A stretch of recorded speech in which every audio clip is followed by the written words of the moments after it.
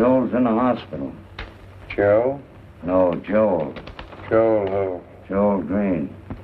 Oh, no kidding. Hello, boss. Hello, Marty. Gavin, I want to see you.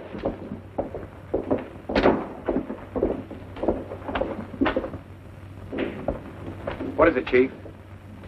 Joel Green is in the hospital. Yeah, I was just telling Al I read it in Yeah, too bad. Too bad it wasn't fatal. It could have been with the right kind of workman. Sit down.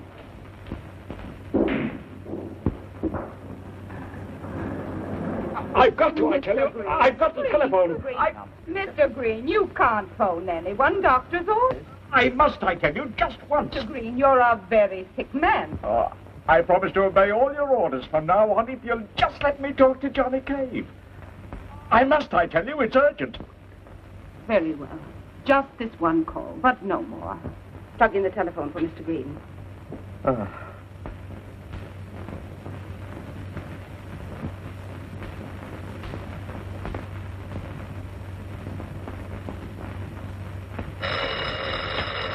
Department of Weights and Measures. Oh, yes, Mr. Green. No, Mr. Green. I'm positive he isn't in because there was a call from Mr. Cave just a minute ago from the city prosecutor. Yes, Mr. Green. As soon as he comes in, I'll tell him you want him. Yes, I will. And take care of yourself. And don't worry.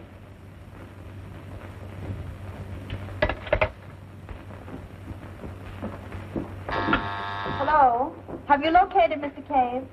Well, please keep trying. I'll call back later. Where is Mrs. Thornton's room, please? 212, second floor. Thank you. Dr. Richards, please. First hall to your right, third door. Information desk. Yes, Dr. Richards, she's on her way up now. Pardon me, I'd like to see Joel Green, please. Sorry, but Mr. Green is not permitted to have visitors. Well, will you please tell him Johnny Cave called? Mr. Cave! Oh, I've been trying everywhere, Mr. Cave. Please go right up. Mr. Green is in room 612. 612? Thank you. Sounds like just another automobile accident. But I'm telling you, Johnny, I was fine. I was crossing the car tracks. Suddenly, the automobile ahead of me stopped. I jammed on the brakes. The machine ahead started away just as the streetcar hit. When I came to, I recalled the face. One of the men in the car ahead looked back just before the crash. You recognize him? I think he's one of the gang. Kavanaugh's. Yeah, Marty Kavanaugh's. Mm-hmm. I've never met that mug, but I'm going to make it my business to before long. No, you're no longer in the price ring. Remember, you're in the Department of Weights and Measures. I'd like to take his measure. Well, I'm going to give you a chance. But the department wants evidence, not brawls. They tell me I'll be here for weeks. I'm going to make you chief deputy. Me? Yeah, in my place. I know I can depend on you, Johnny. Thanks, Mr. Green. Glad you think so. Yes, all right. Remember now, keep your head on your shoulders and your fists in your pockets. Yeah, I'll be subtle. You'll have to be. This Kavanaugh's plenty dangerous. Yeah, we'll take all the bite out of him. Then our troubles will be over, huh? Kavanaugh's just a preliminary. The main bout's yet to come. There's someone higher up. Who? I wish I knew. Your visitor's time is up, Mr. Green. I was just leaving. Well? Now remember, Johnny, don't let that fist drift against anybody's chin. Oh, don't worry. It won't. You should be able to play that next time I see you. Bye-bye. Goodbye, sir.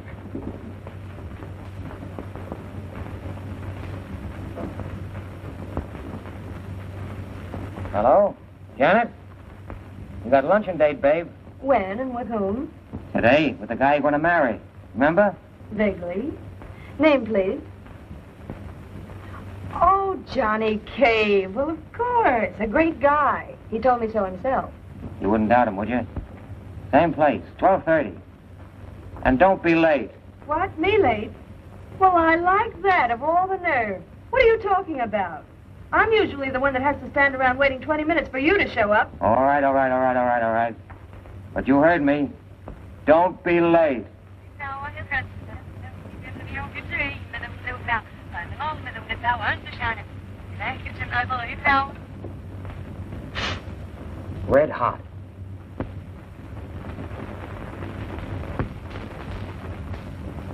I'm just pinch hitting for Joel Green while he's in the hospital. Now, you know, without my mentioning any names, who put him there. And why? Because he wouldn't take orders from anybody except people who trusted him.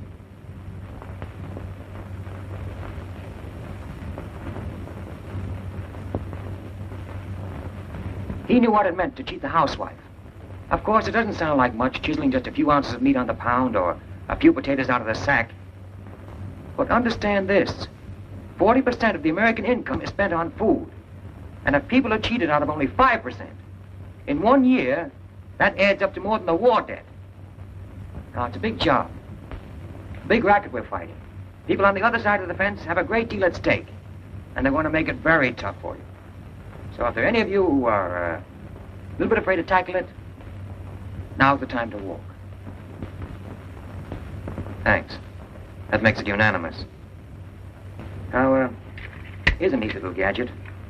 And one of the latest. Here we have a 2-pound weight. Put on the scale. It still weighs 2 pounds. Watch the hand.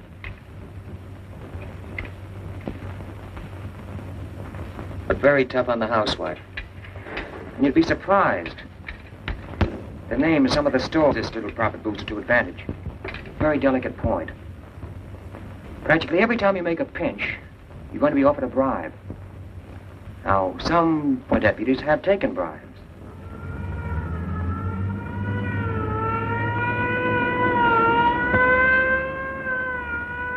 There's your answer. All right, boys. Now, Cullen, Hawks, and Barnes take the stockyard detail, huh? And you, Morris, there's one left for you, a new man. Show him around. Huh? Okay, pal. Now, you were late. That I was. I'll not dispute you. I was late. But do you know where I was? I was around to all the newspapers to see if they knew that you were the new chief deputy. Mm-hmm. Where are you from? Well, I was born on the Great Blasket Island off the southwest coast of Ireland. But I lived most of my boyhood in a little bit of a village outside of Foxburg, County Mayo. Mm-hmm. Not the type of the kosher markets. I think I better take him myself. Well, if you don't mind, I'll just call you Aloysius. Yeah.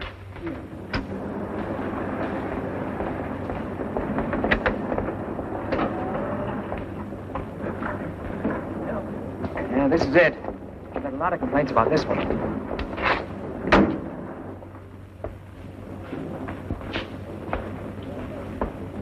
Oh, Aloysius, I think I'll buy some strawberries. Yes, sir. How much are they? 25 cents. Mm-hmm. Are they fresh? Fresh, and every berry is picked for its size. Mm-hmm. I'll take a box. Yes, sir. You know, there's a saying in Ireland that it's all right to pick the berries, but you must never, never cut down the vines, because under the vines live all the good fairies. And if you cut down the vines, you do away with their power to do good for you. Uh-huh. That's very interesting. But there are no strawberries in Ireland. Oh, no, I could swear I saw some at the county fair. I think I'll buy 5 pounds of sugar. Good morning, sir. Good morning. 5 pounds of sugar, please. Right. How much is that? 28 cents. There you are, even money. Well, Aloysius, what do you want for supper? Oh, I don't know. Something that would stick to your ribs. I've got an appetite for corned beef. And I've got a reason for chicken.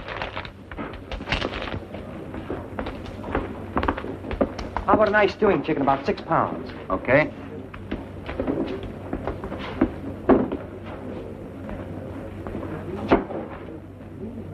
There you are, 6 pounds right on the head. Wrap it up. Let me see it.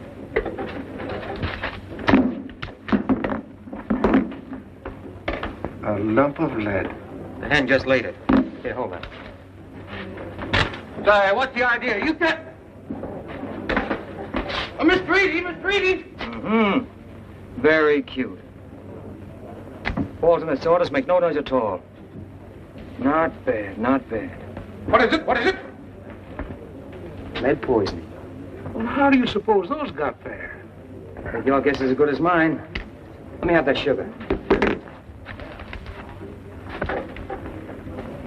Mm-hmm. 4 1/4 pounds. I paid for...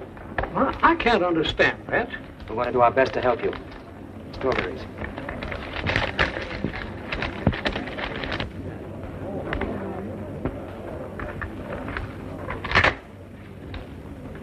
You haven't missed any bets, have you? How about buying that bird back for $50, huh? Oh, it'll be a waste of money. He's spoiled by the time he got out of jail. Hold on to that, Aloysius. That's evidence. It'll not leave my hands.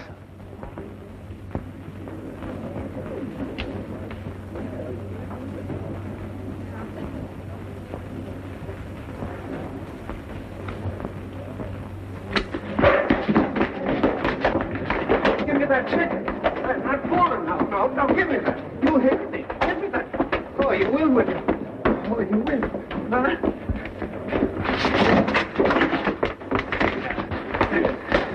Here's the rest of it. I'm all out of wind. For the first time in your life. Now hold on to that. And another move out of you and I'll pin your ears back.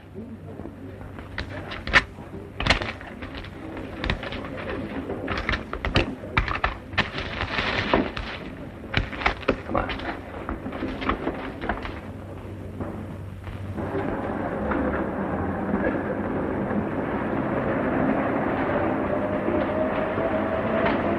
Yes, sir. Fill it up. 5. Yes. Did I never tell you about the giant causeway? There were big giants on Ireland, so big they stood on the top of mountains and they threw hills at each other. And then there were the leprechauns, little people no bigger than your thumb, and you could see them walking around. Then my grandmother used to tell me about Lucifer the devil, who had one big knee and one little knee. Did you ever see that? Oh, man, is the type. Thought so. That'll be 93. This is a company car. I'll need a receipt. Okay, just a minute. It's our last job before lunch. I've got a date with my girl. Take it to the Echo cafeteria. It's a new Oh, no, place. not a chance. You go to the Ritz today. This is a celebration. An event. Oh, I see it.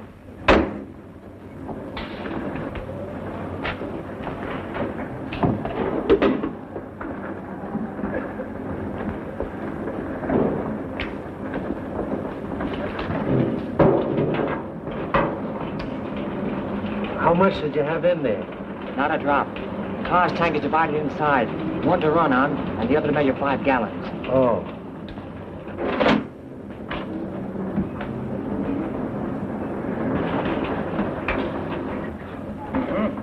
Just as I thought. A little over 4 gallons. Why, thanks. You were warned about this violation last summer. Now you draw a summons. Oh, wait a minute, fellas. Wait a minute. Listen. Can I give you the fine and save me the trouble of going downtown? Oh, come on. What about $20? Ah, save it. You need it for the fine. Put a tag on that and put it in the car, huh? Why, you... Did you break your hand? Oh, no. Promise.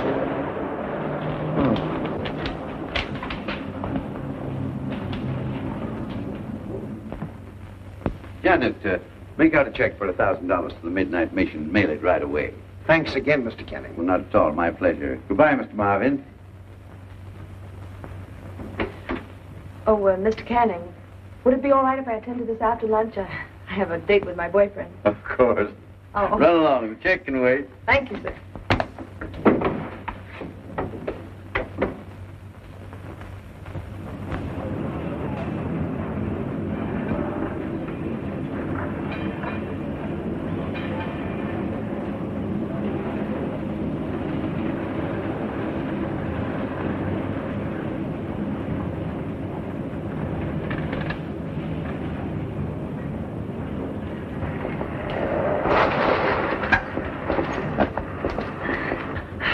Johnny Cave, dear, you're 5 minutes late, honey. Oh, you're very lucky.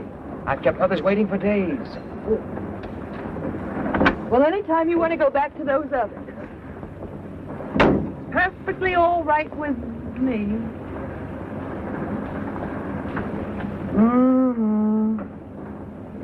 My best friend gets hit by a streetcar, winds up in the hospital, civil war in Spain, and earthquakes in Japan, and now you wear that hat. What's the matter with his hat? It embarrasses me. Embarrasses you? Yeah, I feel as though I had it on. Well, I'll wear it if I like it, and I like it. Where shall we eat? We're going to the Ritz. We're not going to the Ritz. We're going someplace that fits our purse. Sweetheart, this is a celebration. We're not going to the Ritz. A fine way to talk to the chief deputy. We're not going to the Ritz. For the first time since I've known you, you're going to do as I say. We're going to the Ritz.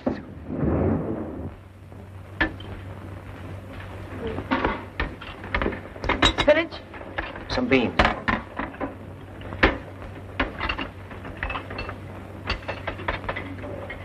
Fine thing. Deputy Chief of Weights and Measures. Pushing a tray. You skipping that spinach? I certainly am. Another portion, please. Fine way to talk to a chief deputy. Say, would you care for some nice spinach from a chief deputy? What are you mumbling about? Pot roast. Joel Green's in the hospital. No. Yeah, automobile accident. Oh, that's too bad. Anything serious? Serious enough to keep him there for several weeks. Oh, I'll have to send him something. Well, that puts you in charge. Yeah. Why didn't you tell me? Oh, I was going to get around to it eventually. Jell-O. 2. No Jell-O, apple pie. No apple pie. Jell-O.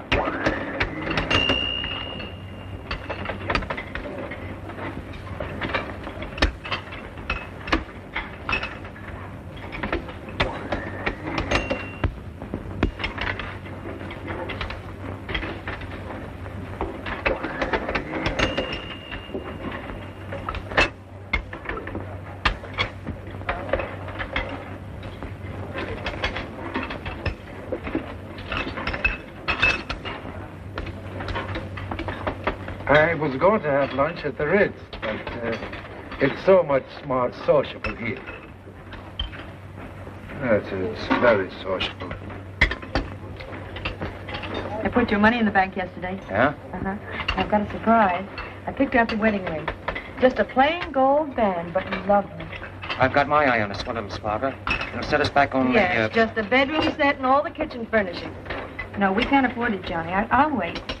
Well, now, since you're making all the decisions, when are we going to make the leap? I've been thinking about that, too. What do you say, 3 weeks from Saturday? 3 weeks from Saturday? That's 2 more paydays. We'll be in swell shape. Aren't you glad I made you save, Johnny?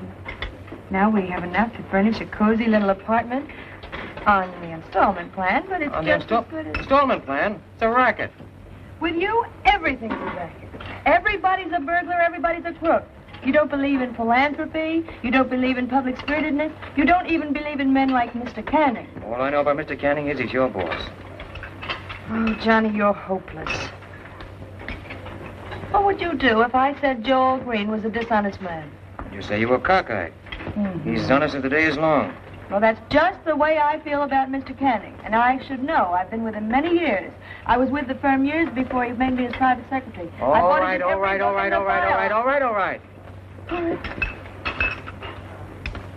Love you, baby. I love you, too.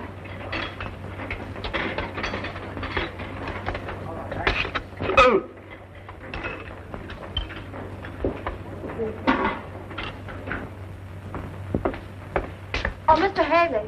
Yes, Mom. I wonder if I could have a little information for my private file. Oh, why, certainly. Are you married?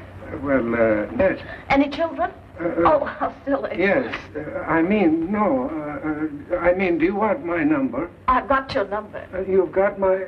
Oh, Mr. Haley, I wonder if by any chance you happen to be going my way. Well, which way are you going? The only thing is, I live at 191st Street. There's a very funny thing now. I'm going within 2 blocks of it. Oh, fine. Will you hold my mirror, Mr. Haley? Yeah. Haley. Yeah. Haley, that's such a lovely name. It has a certain ring to it. Uh-huh. Did I ever tell you the history of the Haleys? No. You know, Charlemagne, the emperor of the whole West, he was the first Haley. And one of the kings of Ireland, he was a Haley. Do you know that I am the first son of the first son of the first son for 600 years straight down to... Haley Selassie. Yes. Hey, it's 10 after 6 and we don't pay overtime. Well, I'll see you tomorrow. And on time. I'm always on time, except when I... Good night, Aloysius. Don't be working too hard, Johnny. I always say a fella isn't happy unless he enjoys his work. And the only way to enjoy your work is to do a very little of it. Except, of course, in a case where you have something to do which you can't put off. In which case, you can always quit your job because you say... Good night, Aloysius. Good night, Hazel. Good night. Take good care of yourself. Don't worry about her. She knows all the answers. Sure I do, if you'll stop talking long enough for me to use them. Come on.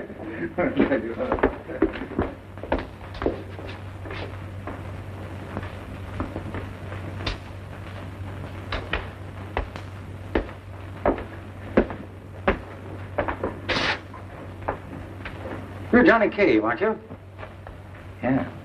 I'm Marty Cavanaugh, district leader of the 7th. I figured we ought to meet. We've got a lot of things in common. Oh, won't you come in, Mr. Cavanaugh? Just plain Marty to you, Johnny. What can I do for you? Not a thing, kid. Not a thing. It's not. Thanks. I came over here to do something for you. How about coming into my club? Our organization can use young fellows like you. No, thanks. I don't think the boss likes us to belong to political clubs. Well, you've got your own future to look out for. Why, you might get to be a district leader like me. I couldn't dress the part. We'll fix it so you can afford to dress this way. It's very nice.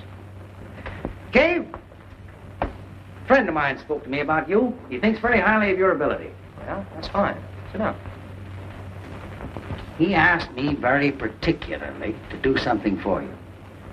How about deputy leader at $200 a month? And that's just a start, you understand? Now listen, you can... Now, just a minute. What's on your mind? Well, I happen to have a summons here that you gave Edie at the Paradise Market. And you want me to forget it? That's the idea, kid. You do us something, and we'll cut you a nice little slice of cake. No, thanks. I don't want some. What are you being so noble about? Going around with a chip on your shoulder. Listen, this stuff is all unimportant. A grocer or a butcher charges a woman 3 or 4 cents more than she's supposed to pay. So what? She never misses it. Look, I'll show you what I mean. You got 3 pennies? For what? Come on, gimme.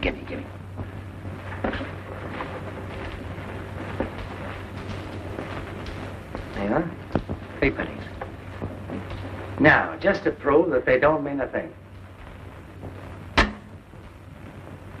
See? You've lost 3 pennies. You don't miss them, do you? Well, that all depends. I'll show you what I mean. See? You lost a hat. You don't miss it, do you? Now listen, Johnny. We can do things for you or to you. You mean you'll do to me what you did to Joe Green? Now take it easy, Now listen, Johnny. I'll turn the heat on for anybody who threatens my men or tries to slip money out of my desk blotter. It's a one-way street, Cavanaugh. And if you start up, you want to meet me coming down.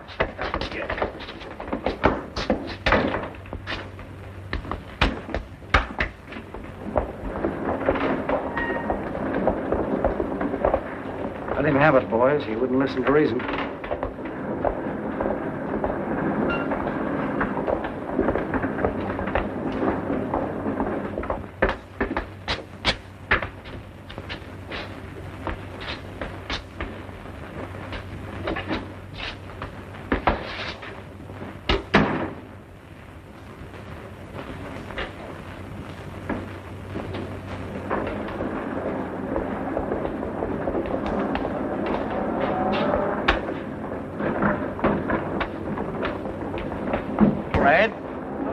Kid.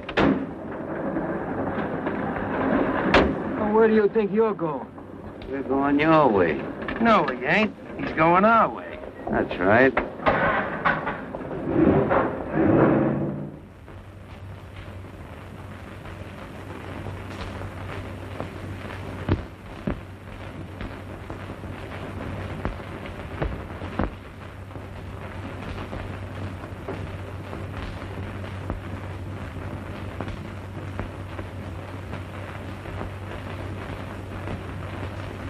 Well, what are we waiting for? Come on, let's get it over with.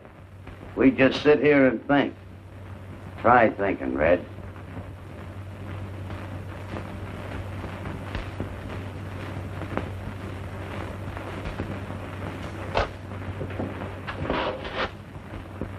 Are you trying to commit suicide?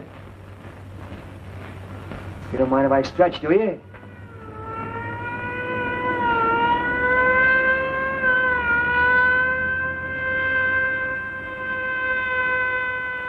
Don't get nervous, Red. That ain't for us. That's for some mug what's breaking the law. 11 even. Come on, we roll. I don't like that penny on you. Put this little model on. For what? Put it on.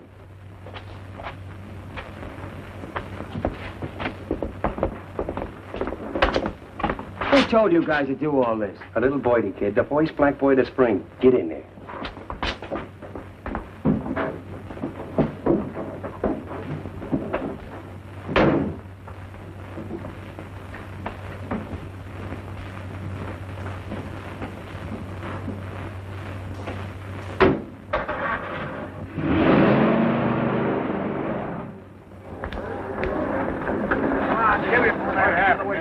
What happened?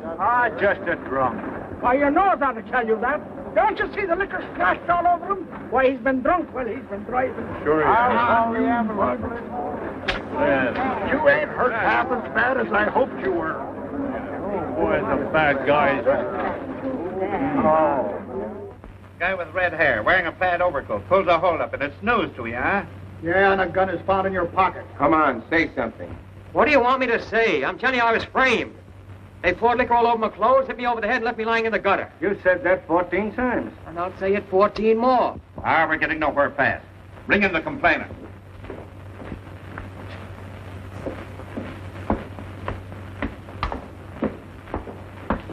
Why, hello, Johnny. What are you doing here? That's your man. Is this the fellow supposed to have stuck me up? Yeah. Why, this ain't the guy. Friend of mine. How are you, Johnny? What? Sure, Johnny Cave, Chief Deputy of Weights and Measures. Well, what about the red hair and that coat? Well, you can't arrest a guy for having red hair.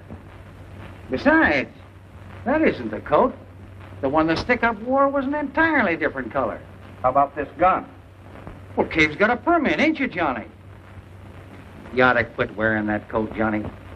A coat like that is bound to get you in trouble. Should be a lesson to you. This reminds me of the story of the guy who, right after the wedding, socked his bride in the jaw.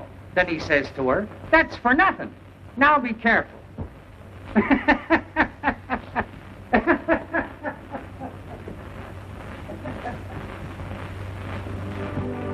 Your head feel better? A lot better. Really? That does more good than all the aspirin. You know, Johnny, in a way, it's your own fault. What? That chip on the shoulder complex. You know, you can't go around stepping on people's toes and expect them to like it. You're too aggressive. It's that Irish. What's the matter with the Irish? I didn't say anything was the matter with the Irish. You did, too. I did not. There you go, scrapping at the first opportunity. There's no sense in trying to be nice to you. Let me tell you something, Johnny Cave. If you don't want to listen to people... All right.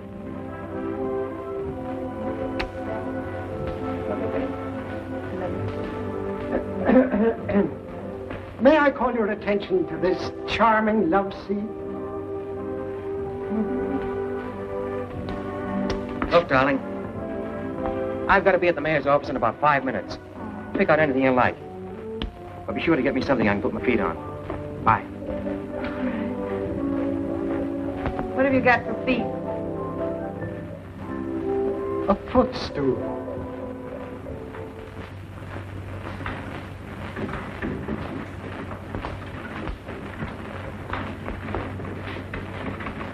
Yes? I got a call from the mayor. The name is Cave. Oh, Mr. Cave. I'm sorry, but his honor has been unavoidably detained. Won't you ever see? Can't wait. Got too many important calls to make. Oh, Mr. Cave, his honor is very anxious to see you. Won't you please wait in here? His honor is on his way now to the new bridge. He made the dedication speech. Who wrote it for him? Oh, Mr. Cave.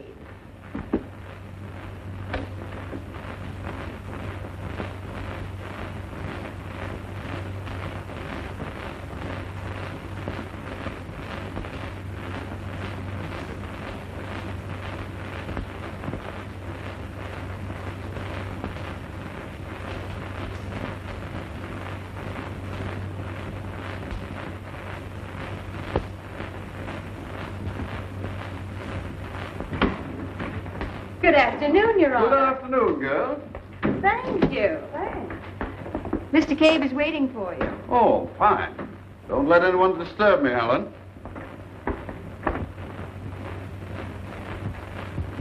Ah, Mr. Cave. I'm glad you came. I've good news for you. Mr. Cave, I want to congratulate you on your record. Since you've been with the Department of Weights and Measures, your name has become a synonym for honesty. Thank you. The past year shows an increase of 53% in the number of arrests. I ascribe such a showing to your untiring efforts. It's superb. Colossal. Precisely. Now, we wish to reward you properly. We're appointing you to the Governor's Tax Commission as Special Investigator. The appointment carries a salary almost double your present one. That's very nice, Your Honor, but you see, Now, as a much older man, one who's devoted most of his life to the service of the Commonwealth, I advise you to accept. We have great need of a man of your caliber, Mr. Cave, in the Tax Commission. Great need. As has often been said, necessity is the mother of suspension. Levity, Mr. Cave? Poorly taken, I think. No, Your Honor. I'm very grateful for this opportunity, but I can't take it at this time. I'm afraid this position can't wait. Oh, what the use of trying to be subtle? May as well be myself. Now, look. I'm staying in the department, and there's not going to be any fix. I know I'm treading on a lot of toes in this organization, and I also know that the boys want me out of the way. That's a bold statement, Mr. Cave. I'm sure you don't mean it. I mean it. And you can tell Mr. Marty Cavanaugh, who instructed you to call me, that I said so. Are you suggesting that Mr. Cavanaugh dictates the policy of this office? What do you think?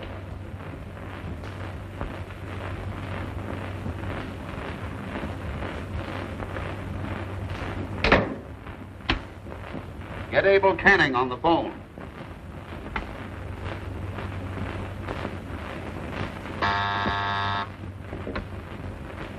Yeah? Uh-huh.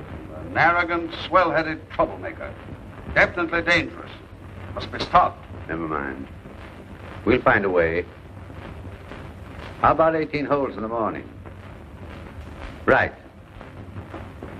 As I say, the sudden notice of my removal just came as a great shock. It leaves me with a very helpless feeling after all my years of service.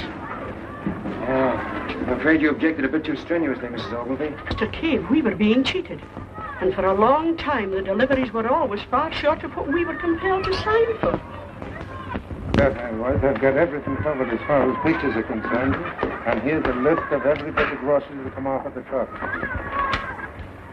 That's all of it, Joe. Here, sign the dotted line. I gotta get going.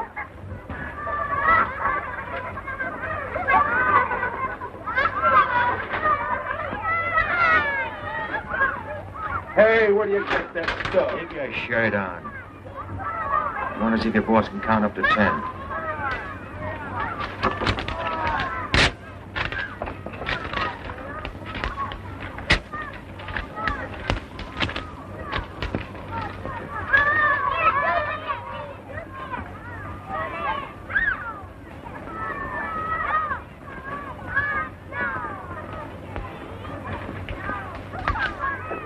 There seems to be a bit of a difference, Mrs. Ogilvy, between the items receipted for and those delivered. At least 50%. Of course, there always is.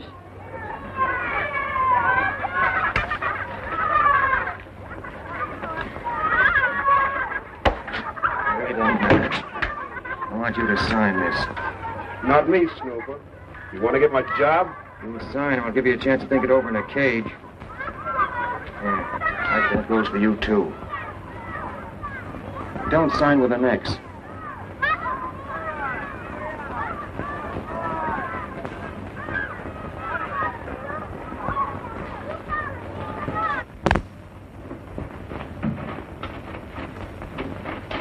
Hi, ma, honey. Johnny, what are you doing here? Just dropped in to make a call. During office hours, you know better than that. Oh, now what can you do with a guy that's in love? Want to get a look at you. What happened at the mayor's office? He offered me a job. Good one? On the governor's staff, lots more dough. Oh, Johnny, how wonderful. Oh, I don't know. Johnny Cave, you're not going to pass up an opportunity like that.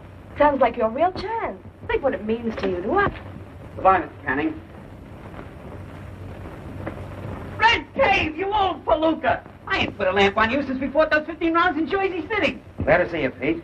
Hey, getting kind of soft, aren't you? Oh, I've been taking it easy. I'm going to take it even easier. You know, I sold my breweries and bootleg stills to some stock manipulators. They're going to make theirs running the stock up and down. The dirty crooks. What are you doing here? I come up to get a passport. I'm going to England. I want to play around with them dukes and their ritzy dolls. You know, drink tea, chase foxes. Hey, why do they chase foxes? It's supposed to be sport. And I'm going to skip it. I don't want to be a sport. I'm going to be a gentleman. I got 3 million smacks in cash, Red. Under different names in 22 banks. Well, what's Canning got to do with it? Sending it to his bootmaker? Bootmaker? But I went with boots. I ain't going waiting.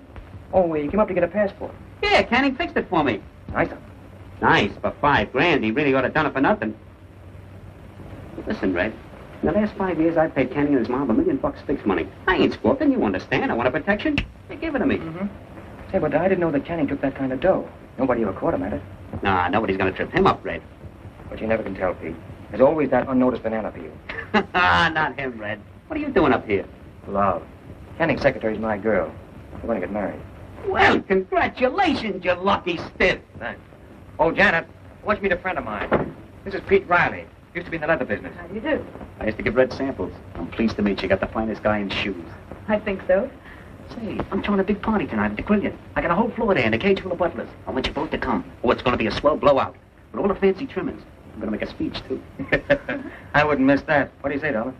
Thank you, Mr. Riley. We'll be there. Great. 9:30. So long, you old palooka. And skip your dinner. I got $1,000 worth of fancy grub coming up. Bye. He made a speech over the radio once. He spoke on the radio? Yeah, he said, hello, Ma. It was good fight. I'm glad I won. My seconds only got it afterwards. Oh, I'm glad you're not prize fighting anymore. Listen, Johnny, about that job in the mayor's office. Listen, will you do something for me? You know I'll do anything I can. Well, now, if I prove to you that this boss of yours is not the shining example of virtue he's supposed to be, will you do a little snooping for me? Johnny, how could you suggest such a thing? What's wrong with... Oh, Mr. Canning, this is Mr. Cave. Mr. Cave, Department of Weights and Measures? That's right. Well, I'm delighted to meet you. Thank you. Will you come in? Yes, thanks.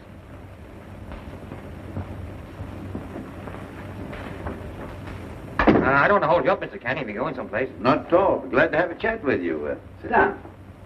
Thanks. His Honor, the Mayor, we played golf yesterday. You sort of put him in a spot with the governor. Oh, really? Yes, indeed. He promised the old boy he could deliver just the man he wanted, and, well, you turned him down cold. Oh, I'm sorry if I upset any of his plans. I believe you're making a big mistake. My long experience prompts me to offer my advice. Of course, you can take it or leave it as you see fit, but I do believe you should give this opportunity further consideration. It is an opportunity, Mr. Cave, believe me, and one that might open the door, so to speak, to a very bright future. What do you say? You really think I ought to do it? I do indeed. Let me give the story of your acceptance to the papers. Wait, no. Let me give it to him. I want to congratulate you, Mr. Canning, on your kindness to charity. I heard about your latest gift. No thanks, no thanks. Murphy, please. Murphy? Johnny Cave, Bureau of Weights and Measures. Say, I've got a pip of a story for your afternoon edition. Hot? Well, here's your headline. Abel Canning steals bread from mouth of city's orphans. Collects supplies he never delivered. Send a couple of men over to my office in about 20 minutes. You wouldn't dare. I gotta be going, Canning. I've got an appointment. You go through with that cave and you'll wish you never were born. I'll see you in jail, bread snatcher. How dare you talk like that to Mr. Canning? Wait till you hear what the prosecuting attorney has to say to Now us. listen here, Johnny. Keep out of this, will you? I'm giving him the affidavit this afternoon. So long. I'm terribly sorry, Mr. Canning. Don't be sorry for me. It's the young man who'll suffer. If he gives his blackmailing scheme to the papers, I'll... No. I won't have to do a thing. Public opinion will force him out of office. He'll be lucky if he escapes a jail sentence.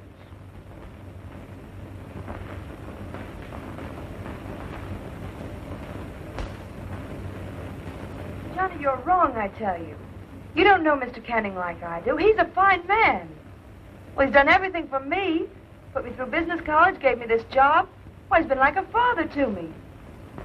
No, Johnny, you're mistaken.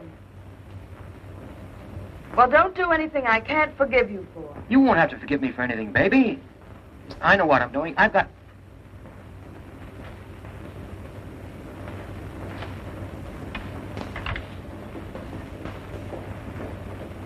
That the story? You bet. Print it. Thanks, Mr. Cave. Thanks, Johnny. Got some character down.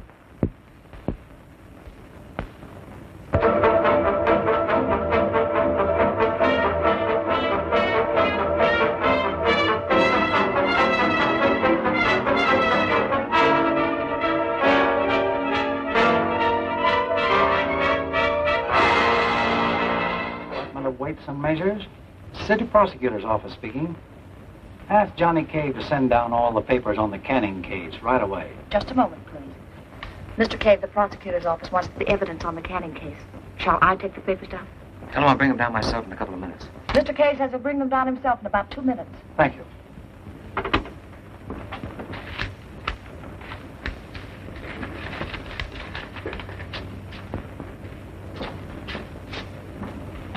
Anybody asks me, I'll be back in about a half hour. All right, Mr. Cave.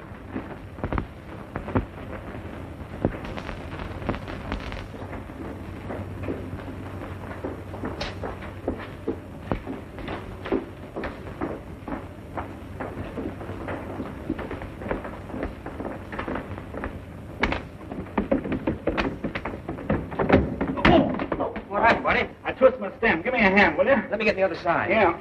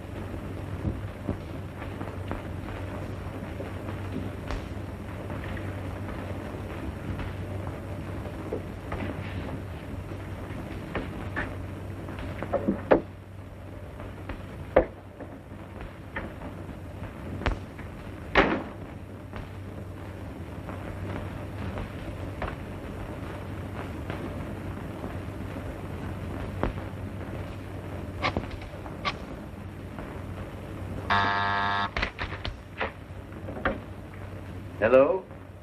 Yes? Nice work, Burton. Bring him over here right away. Thinking things over, Mr. Canning, I made a bad deal. 500 ain't enough for them papers. They're worth a lot more to me. Oh, I should say about, 5 grand. 5 grand? You weren't taking any chances. Not with me behind you. But you're taking chances now. Yeah? Well, get a load of this. I'm not going to have one of them sudden accidents. Because a pal of mine will tell the city prosecutor where the papers are.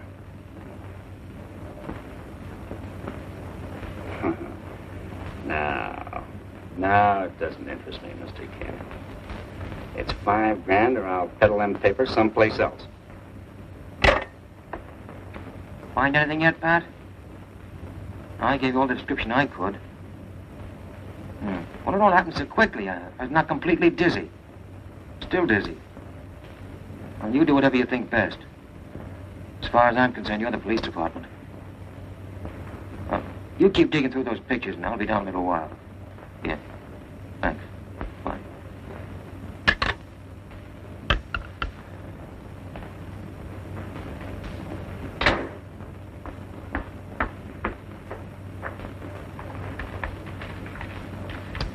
At a time like this, you wear a hat like that.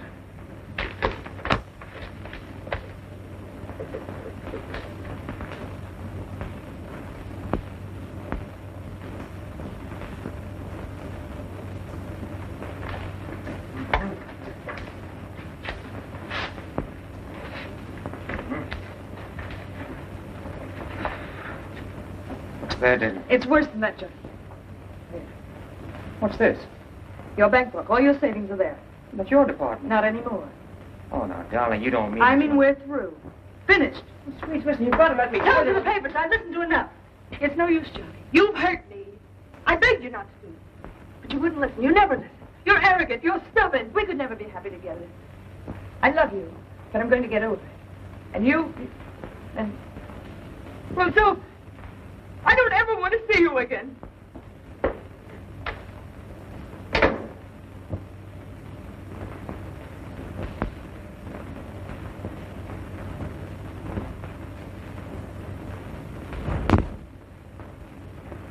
No?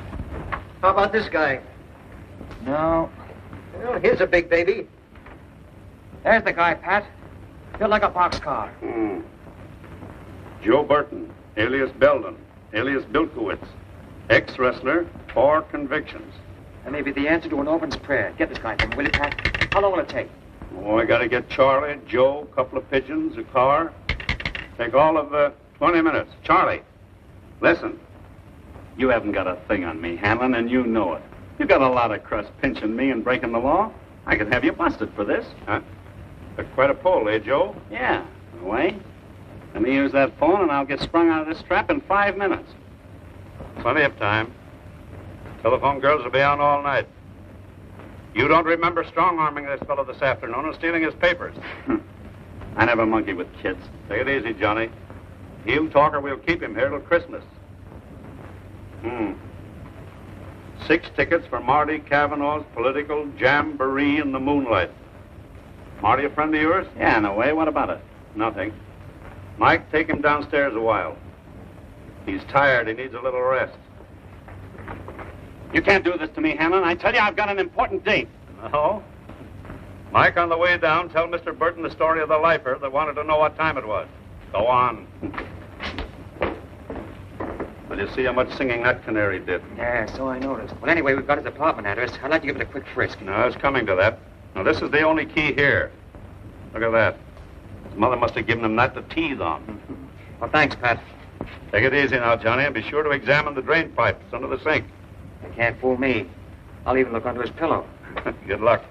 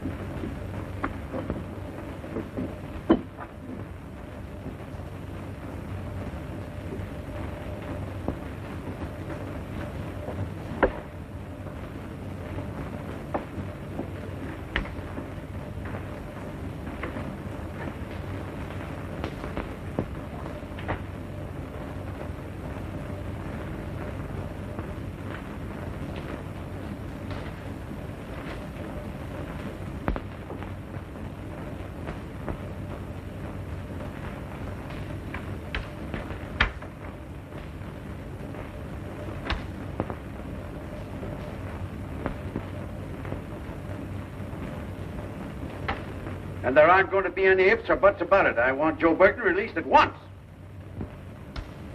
Well, I'll see what I can do about it, Abel. You'll see about nothing. You'll do it.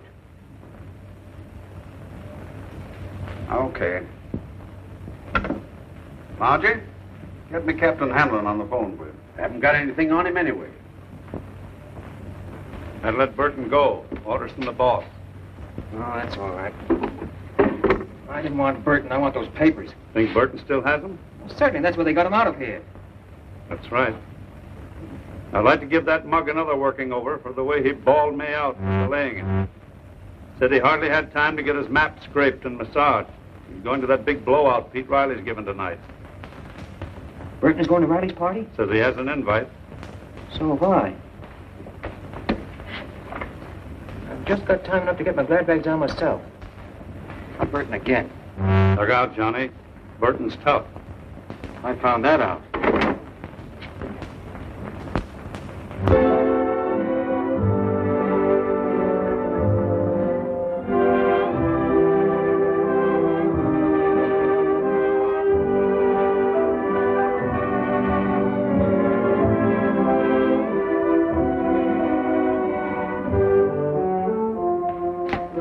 You should be dancing, not sitting here decorating the wall.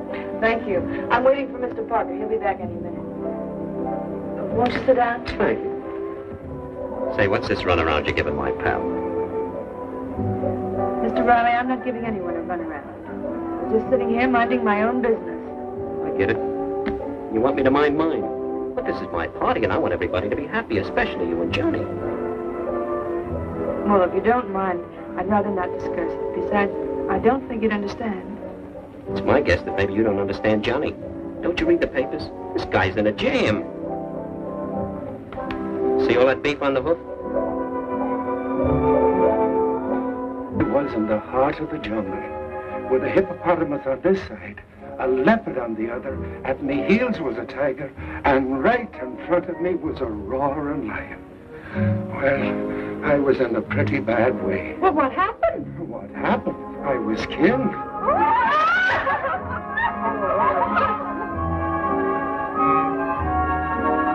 Hello, Mr. Canning. I'm surprised to see you. Well, when you gave me the invitation, Pete, I thought you meant it. Sure I did. You're as welcome as the flowers in July. Come on, I'll stick around and introduce you to some of the mob. Oh, don't bother. I'll find my way about.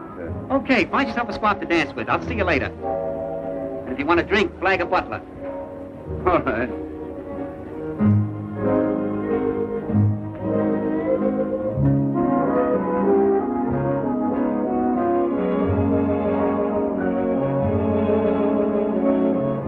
See you a minute?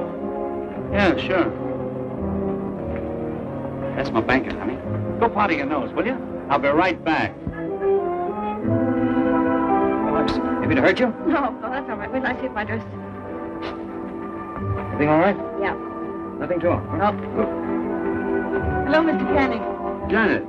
I'd like you to know Mr. Parker. This is my boss, Mr. Canning. Delighted, Miss Parker. You're in very good company. I agree with you, sir. Thank you. Wait a minute.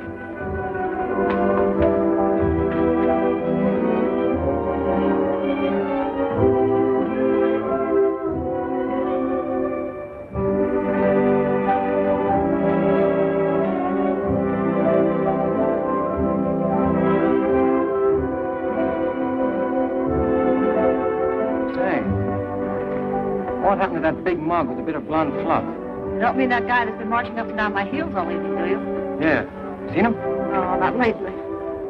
You can't scare me, Canning. It's $5 grand or no papers, and that's final. It's a holdup. Yeah? And what would you call that little trick you had me pull? You don't think I carry 5,000 around in my pocket?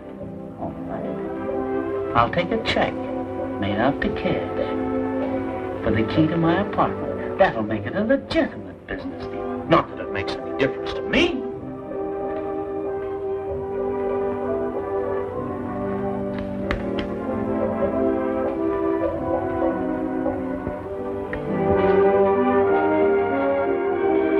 Hey, do you mind if I leave you here, Haley? No, not at all. Think you can find your way back to Haley? Well, I'll find him all right. I'll just look where I'd go if I were a little bit nutty. I'll see you there.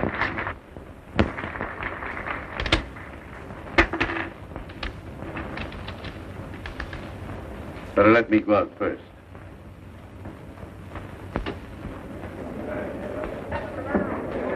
Wasn't I sitting right there at the left? I'm sitting right there talking to the left. I beg your pardon.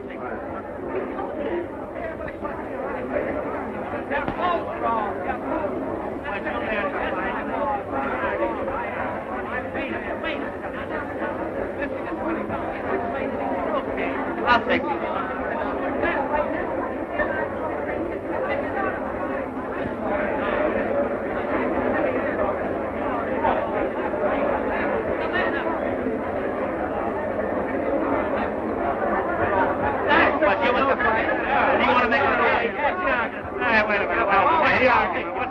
Wait a minute.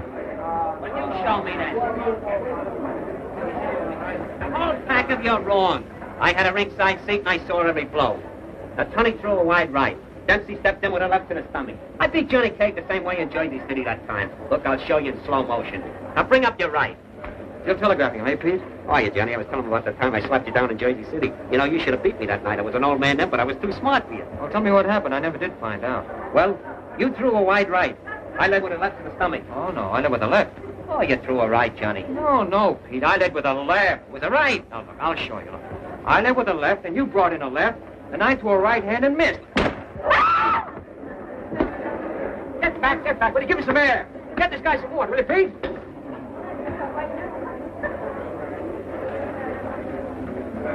Now, where's that water? Oh! Come on, Jim, I'm sorry, I was just a slip. Here, pull out that stool.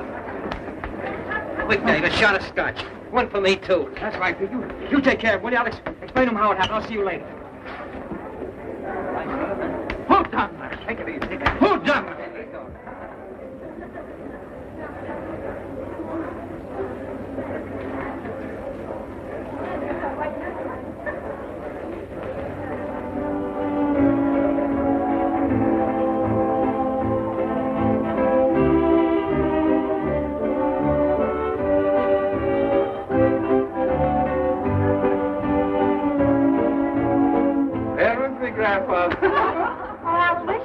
Yes? Will you come here, please? I was on the point of coming when you called. Excuse me. You certainly know how to pick your spots. You're just making comparisons, Hazel. My father always said you've got to know something about the weeds to appreciate a rose. Well, let's get out of the garden and pay some attention to me. Oh, yes. I was simply telling the girls how fortunate I was. Just a minute, Hazel. Excuse us. Now, listen. You keep your eye on Burton. Tell Riley not to let him out of here. I'm going to go to Burton's apartment. Canning has the key. I'll explain later.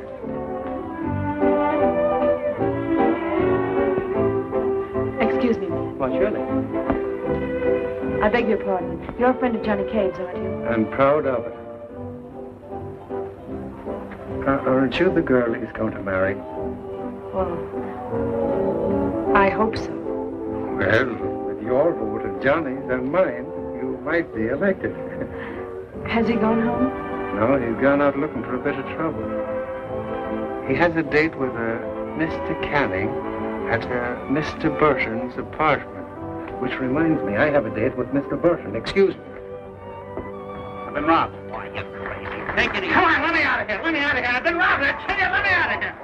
Johnny wants Mr. Burton to wait from here, Mr. Riley. It's very important. Oh, yeah? Do you think you're big enough to keep Hold me? your horses. You're staying right here. See that Mr. Burton doesn't leave the party. I want him to stay and enjoy himself. That's it, please. Well, all right, come on, folks. Step up. Let's have something. Dave, quick.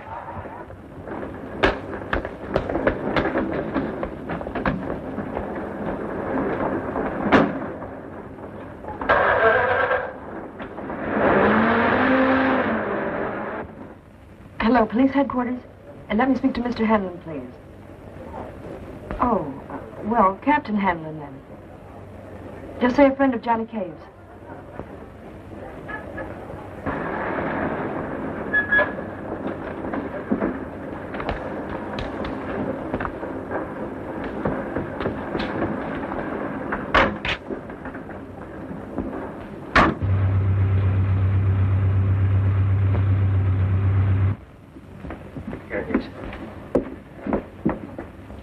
Al and Tim picked this joint clean. Couldn't find a thing.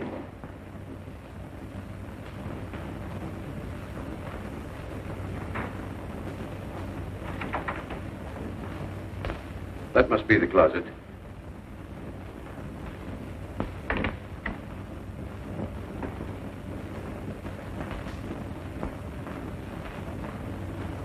Find me a chair.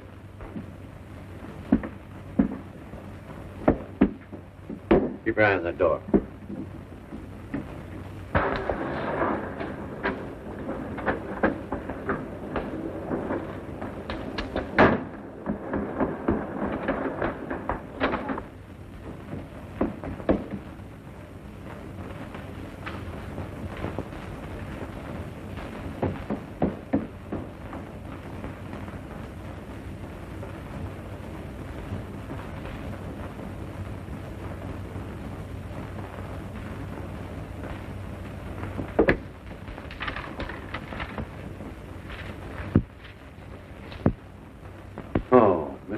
Cave, I believe. Department of Weights and Measures.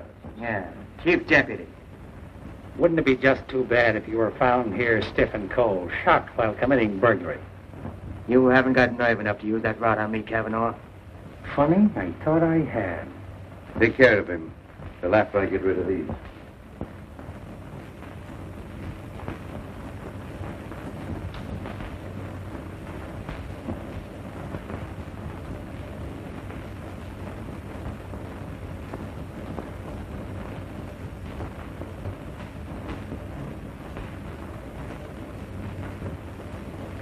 Thought the party was at Riley's.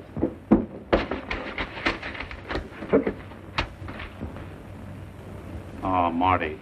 And without a permit. Mike, I'm afraid we'll have to arrest Mr. Cagney. I'm afraid so. Firebug in a high hat. Everything all right, Johnny? Yeah. Kind of toasted around the edges, but it's all here. I'm afraid we'll have to arrest you for, what'll it be, Johnny? Oh, attempted arson. Well, that'll do for now. You can't arrest me. Let me have that phone. Oh, no, it wouldn't be fair to Mr. Burton. He'd have to pay for the call. I send a man to pick him up. I think we'll have a little get-together, and Pete Riley may send some sandwiches. Take good care of Mr. Canning, Mike. And don't bend him. Well, let's get going. Come on, Marty. See you in a minute. Let me out of here. Open that door, Johnny. Now you're going to get what's coming of you. You can't hit me. I'm under arrest. Oh, no? Come on, Johnny. Open this door.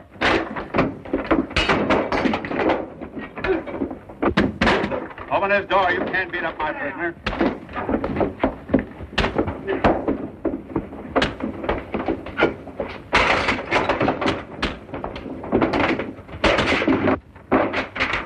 Unlock this door, Johnny. Unlock this door, or I'll break it in. As I finish this cigar.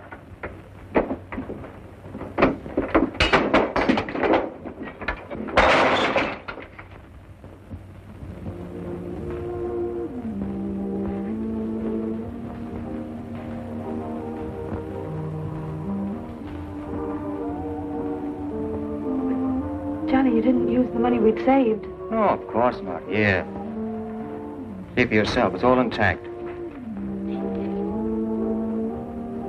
And how did you get the ring? Bought it, of course. But how? On the installment plan. But what about... I know. It's a racket. Oh, but Johnny. Oh, darling.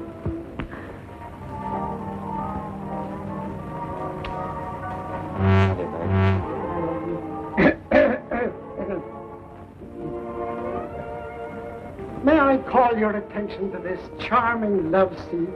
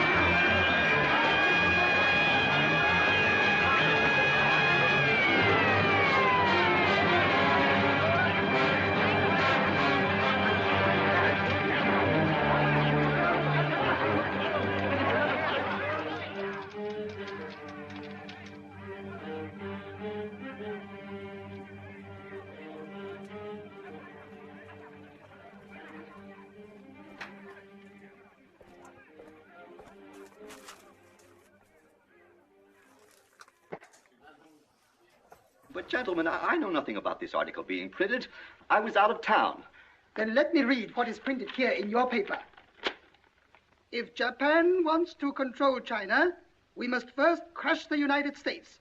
Just as in the past, we have to fight in the Russo-Japanese War. But, gentlemen, you know the Chronicle has supported the government for 25 years. Every government. It is late for explanations. This insult to Baron Tanaka and the Japanese people has caused great disturbance. You must know as a penalty for disregard censorship.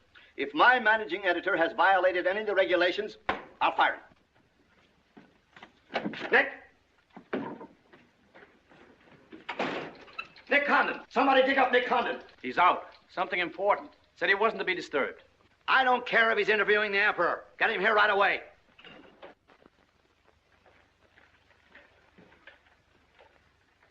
Get him on the phone, Kin-chan. Okay, Mr. Sprague, but he's not going to like it. Get him anyway. Hachikawa.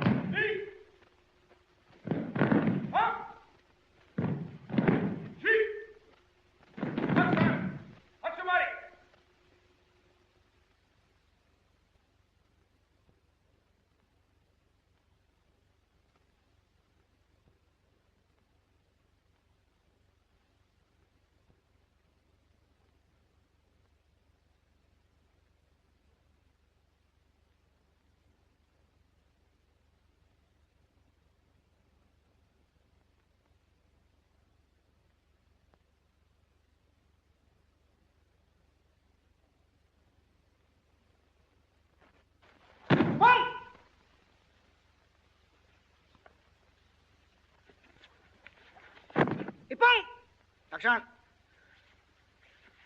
Arigatou gozaimashita.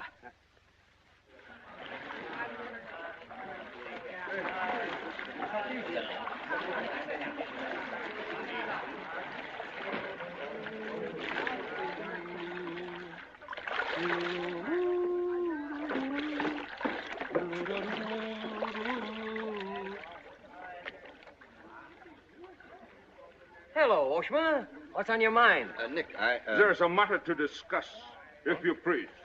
Shoot. It is an official matter of great importance. Oh, great. Come on in. We'll talk it over. Nick, will you please... Oh, all right, all right. Hand me that towel, will you? Lies, lies. It is all one big lie. Every word is untrue. Oh, now, just a minute. You must disclose source of your information. Police must know name of this traitor. All right, that's fair enough. You have a right to know. The name of the traitor is the American Press. That article appeared in 3 New York newspapers. But I cannot believe it. All right, check with your consul in New York. Very unfortunate. When American newspaper prints slander, fine American people receive poor impression of Japanese friendship. Oh, I agree, I agree. If there's anything I hate, it's to give anyone a poor impression of Japanese friendship. Ah, thank you. Thank you.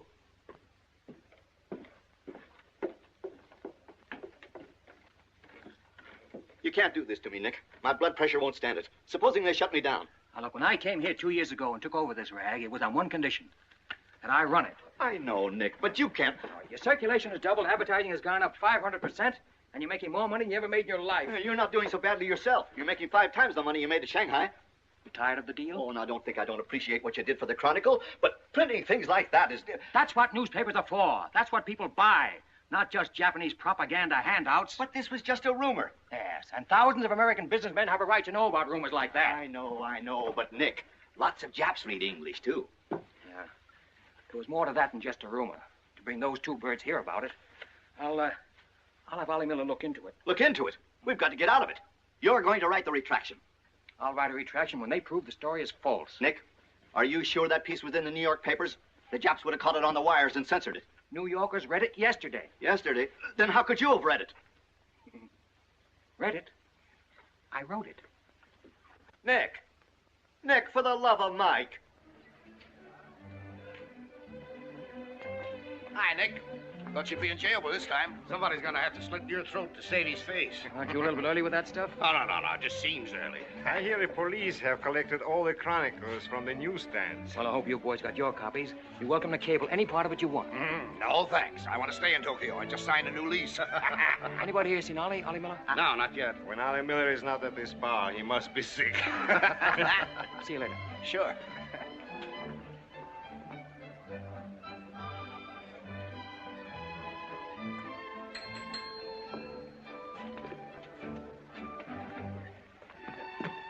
Oh, there you are, Nick.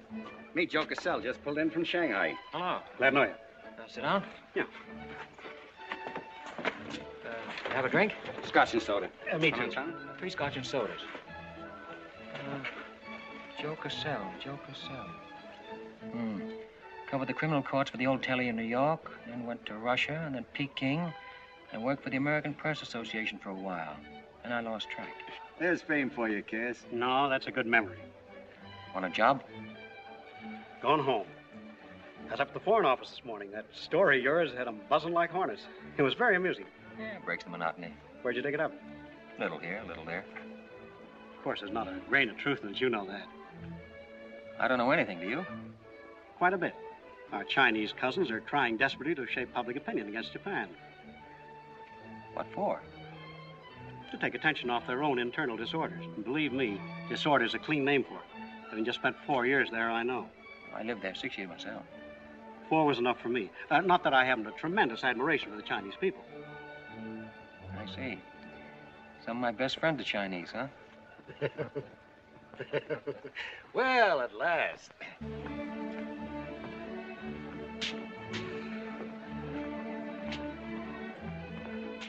Hi, fellas.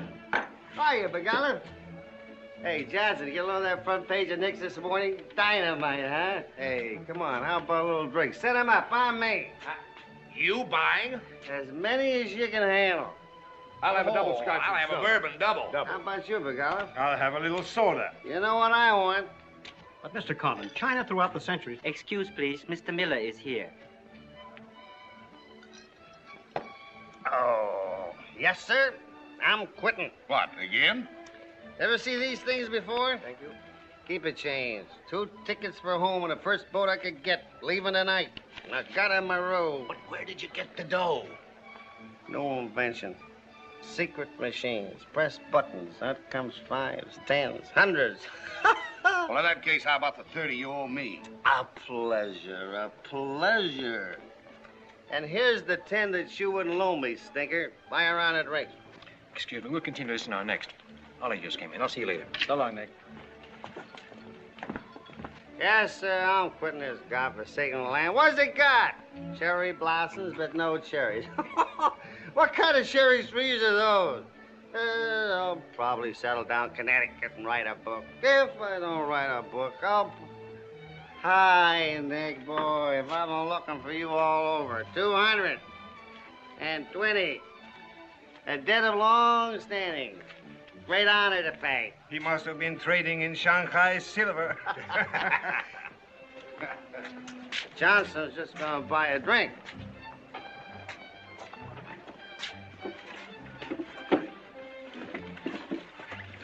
Where'd you get the money?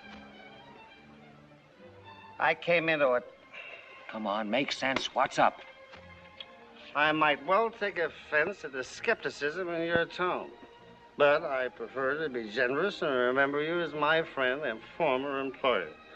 And attribute to your bitter jealousy of my good fortune. Former employer? I'm leaving tonight. Me and Edith. And I got her in my room. Where did you get that money? Nick, take a tip from me. Come on back to the States. This place is getting hotter than the inside of Fujiyama. Get out. There was blood in the streets this morning. It'll be flowing like a river before the summer's over. So you're mixed up in something shady. Me? Ollie Miller? Hey, don't forget. Hey, Dick, Captain 23. Come down in the night and I'll fill you full of champagne, tell you how much I love you. Man's best friend, you dog. So long, friends. So long, nice people. So long. Woo!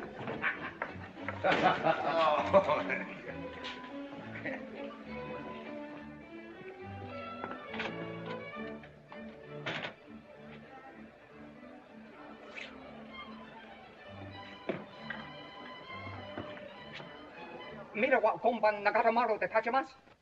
So desu ka.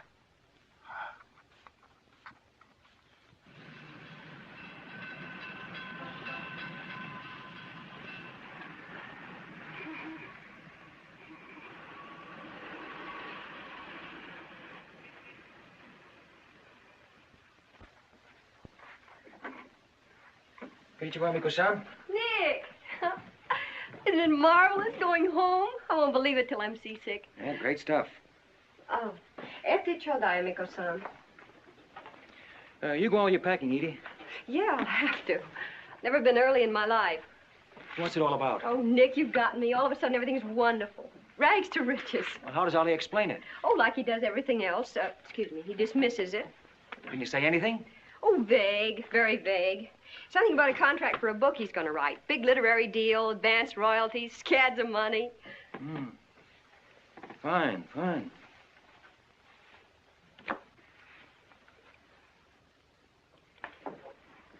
Nick, I don't care where he got it. Maybe he stole the Emperor's treasures. All I know is we're going home. This place is slowly killing him. And me, too. All right, all right. After all, Ollie's private business is still his own. But I didn't want to see either of you get into a jam because of anything irregular. Well, if there's anybody he'd tell what it's all about, it'd be you, Nick. Well, that's what has me worried. He hasn't. You be at the boat tonight? Yeah, sure. With a couple of magnums of champagne. That should open his big mouth. He's opened it on less.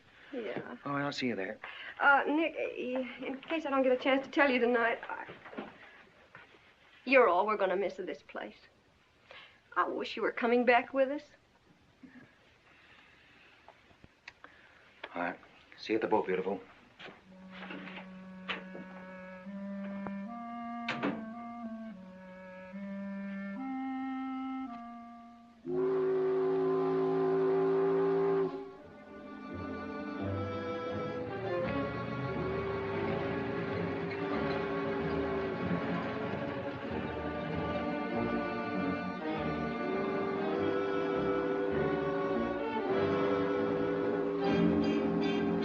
Kita.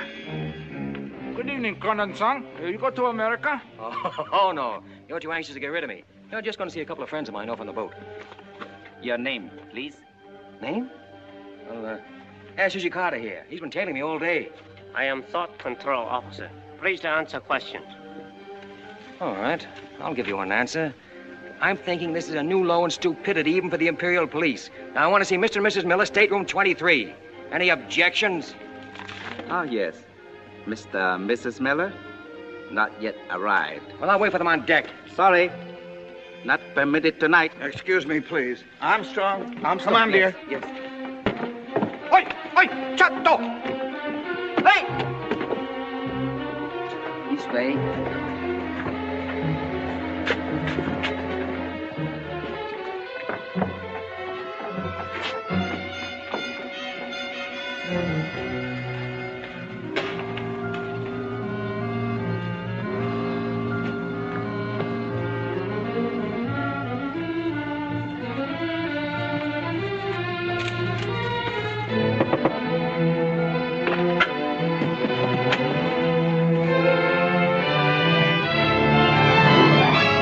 Edie!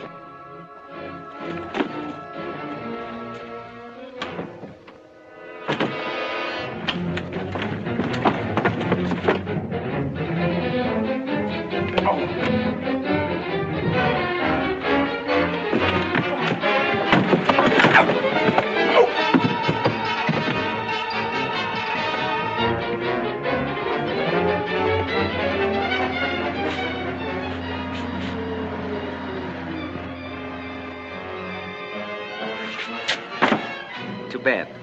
You refuse to believe police.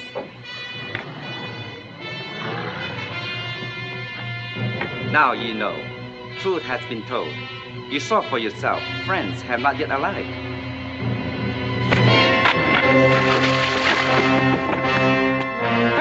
Tasky!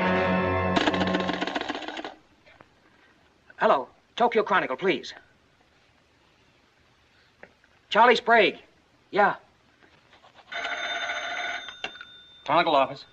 Charlie, there's trouble. Big trouble. I can't tell you about it now. I'm coming right down. But find out where the ambassador is and get a call through to him right away. Right, Nick. Did Ollie Miller reach you? Ollie? He's been trying to get in touch with you. Said it was urgent. Oh, where is he? He said he'd try to get over to your house. Oh, fine. Well, I'll go there then. Switch the call there. Yeah.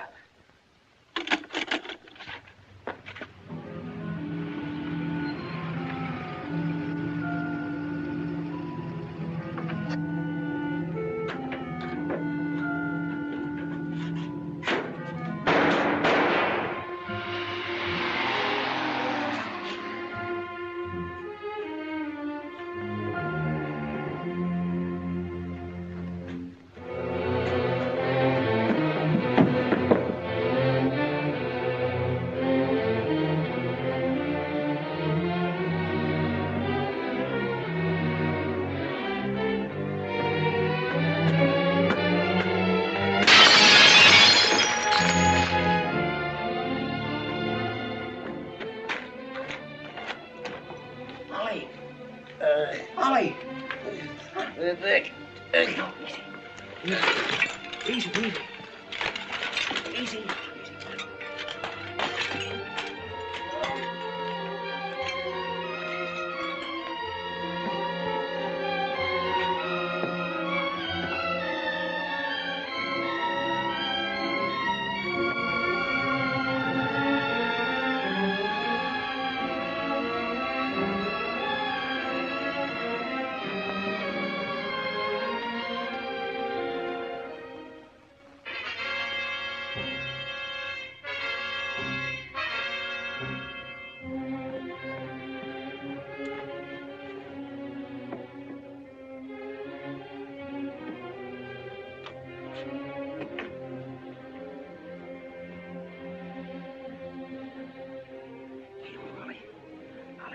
Take a sip of this.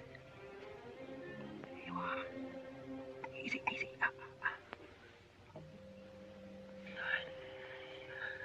Ollie, can you tell me what happened? I'd have known they were going to be so tough, I'd have asked for more money. Made a good guess in the paper this morning. You won't have to guess anymore, Nick.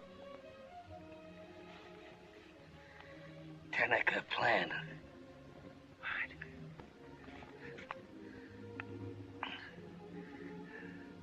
I'm glad Edith got away okay. Tell her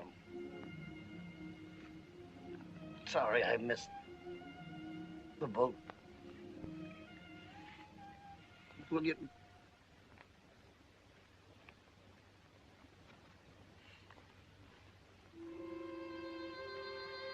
Ollie.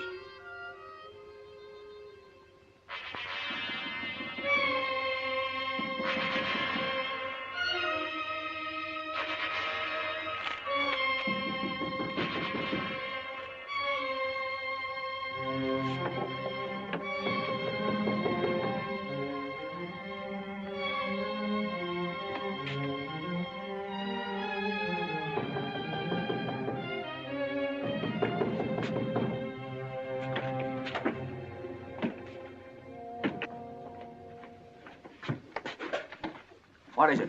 Very sorry to disturb. So am I. Beat it. A desperate criminal escaped police. Maybe he is hiding here. Sorry, we must search. We wish to protect you. There's nobody here, and I don't need anybody to protect me. Now get out! Have accident?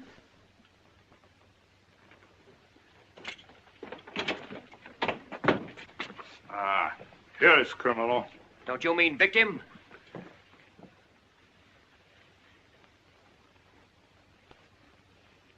We must search house, please. Zambo Sagase. Hi. Somo heya. Sagase.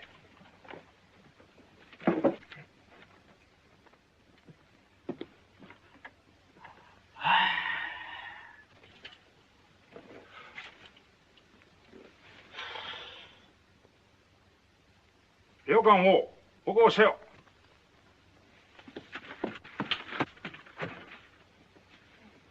何か見たか? None more now. Well, of course, there was nothing to find. Now go on, get out of here.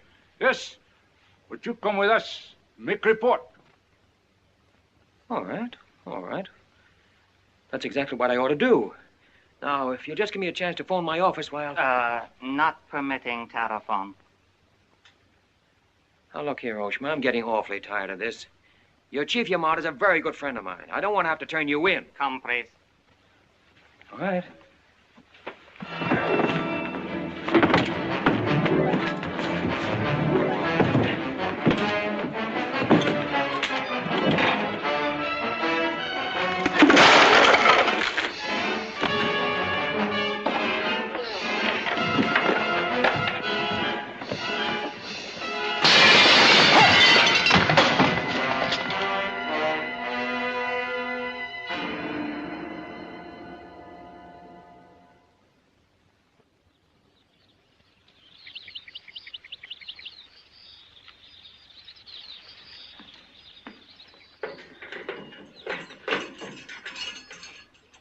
Condenser.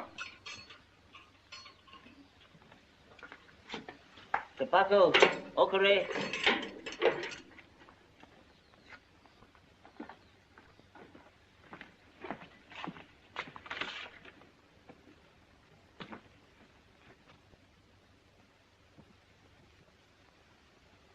Good morning, Kandon-san.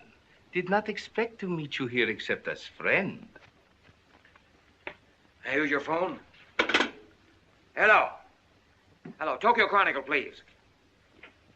You've got some explaining to do, Yamada. Hello, hello, get me Charlie Sprague. Among other things, my government does not like its nationals to be thrown into the jug without any charge. Japanese government would not do that to American, Kandon-san. Here is charge.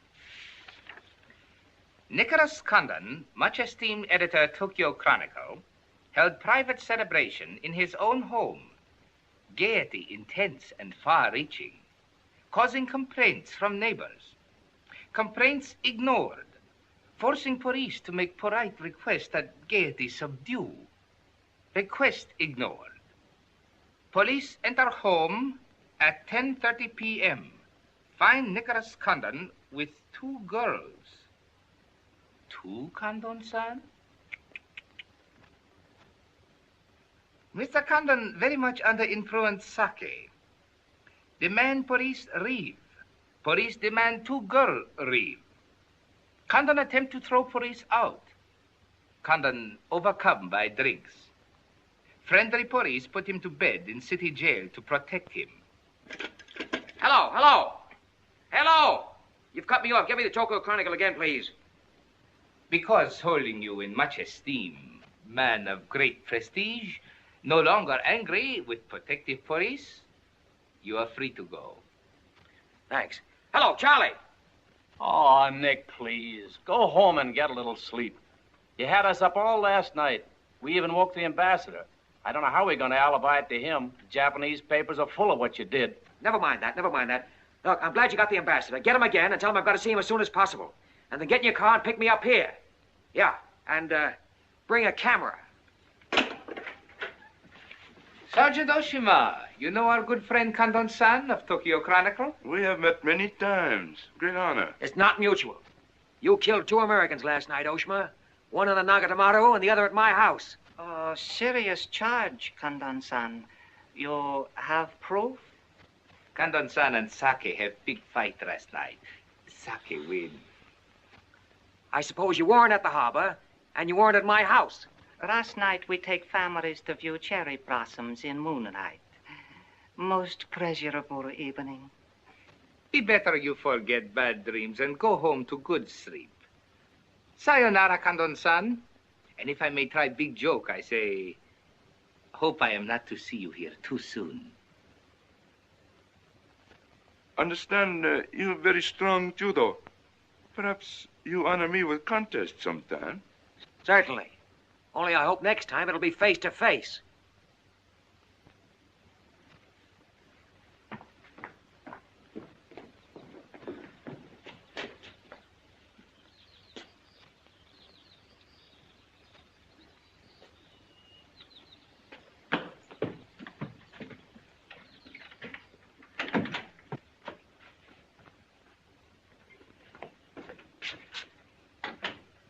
You can put your camera away. There's the window that Ollie plowed through last night, and they've replaced it. Plant number 1, even to the lipstick. Plant number 2. Yeah, they don't miss a bit.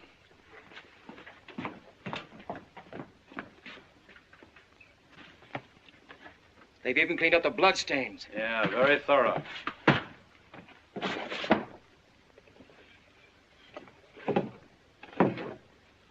What is it, Nick? There's someone at the door. Shall I see who it is? Yeah, see who it is.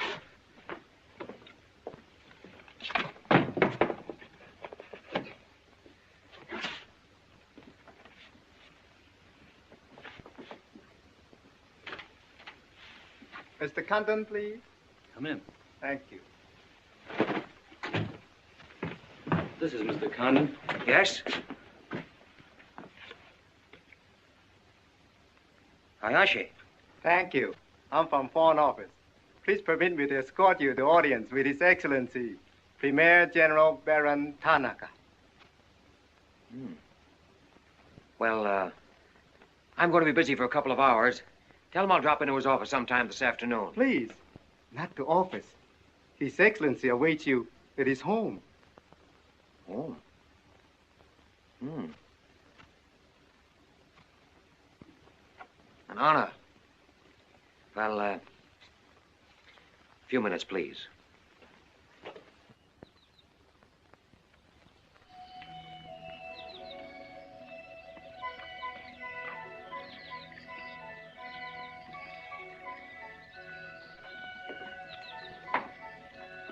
Yoshi.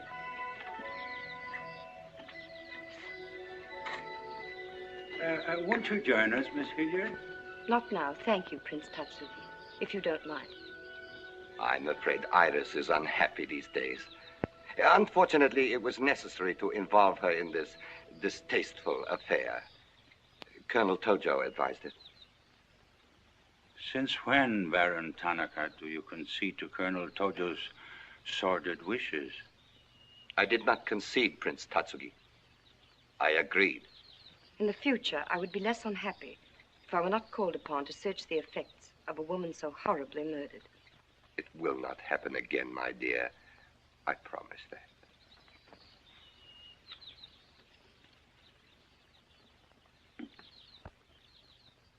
An interesting woman. Yes? Mixed parentage? Yes. Her mother was Chinese. Oh. Baron, you know that I have communicated my fears to the Emperor regarding the road on which you are determined to lead the nation. Your Highness, the decisions already have been submitted to the Emperor. Your great influence, Baron, could still check the militarists. I am but an old man whose voice no longer carries its authority. But you are among the most highly esteemed in my cabinet, Your Highness. Esteemed. Esteemed as a liberal screen. I'm the scroll of the poet behind which samurai swords are being sharpened. Without armed strength, we will perish. That is my view. Those views will lead Japan to disaster. We see the problem differently. That is true. To uphold my beliefs, I would die with honor. You, Baron Tanaka, will die only to erase your dishonor.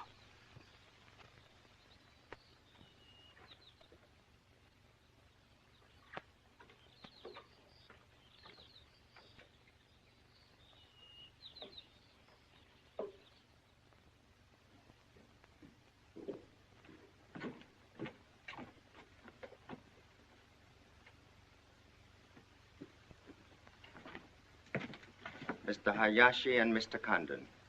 It is a pleasure to see you again, Mr. Condon. Colonel Tojo of the Imperial Army. And you know Major Kajioka, Imperial Secret Police. Mr. Nicholas Condon. Please sit down. Thank you for coming to my home. It is more agreeable than meeting at the office. Here, we are not bothered with newspaper men. Your The front page story yesterday, Mr. Condon, was somewhat embarrassing.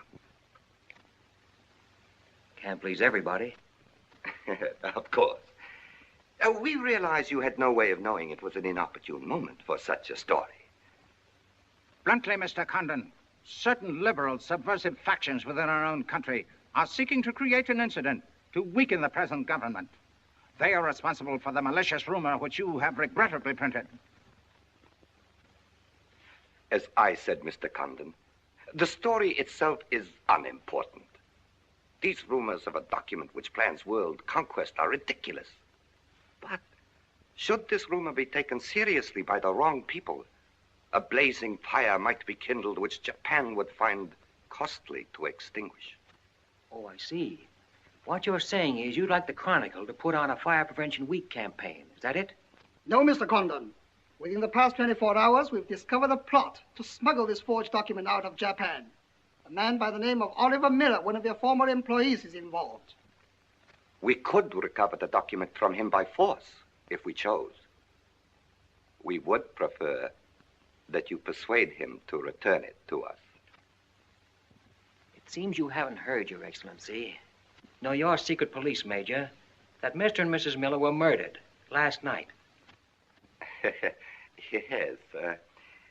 We read in the papers this morning about your escapade last night, Mr. Condon. In your incoherent condition, you spoke of this unpleasant fantasy. As we were concerned with the fate of Mr. Miller even more than you, we immediately made inquiries. From the captain of the Nagata Maru, a most trustworthy gentleman.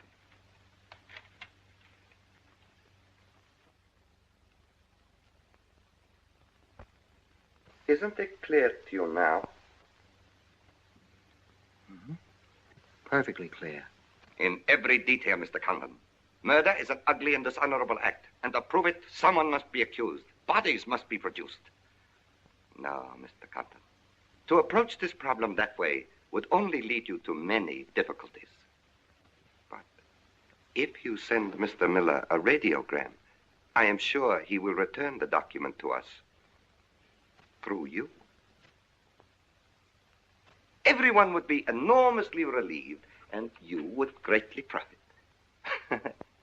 We will all live to laugh at the strange hallucination which you experienced last night. See. Well, you want this forgery returned? Yes. And you're willing to pay plenty for it? All right. Here's my price.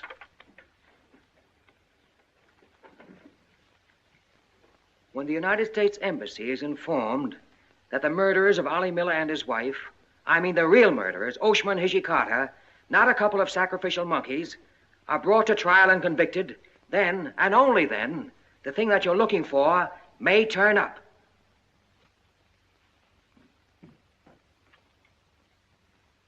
Yes.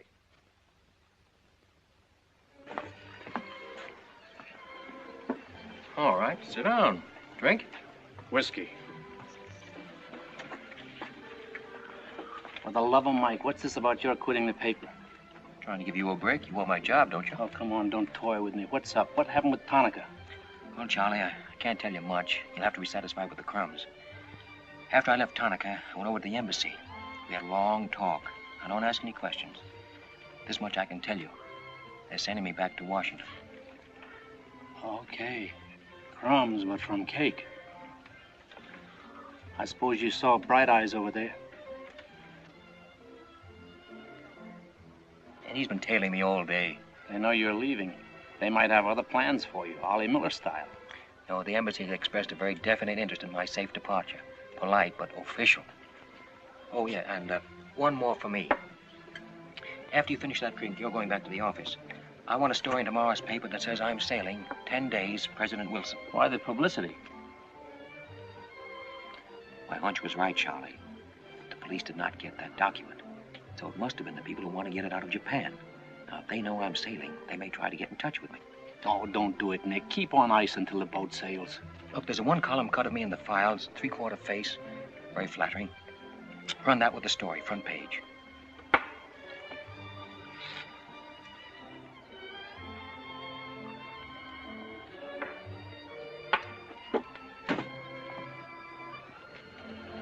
Hey, Katie, do me a favor, will you?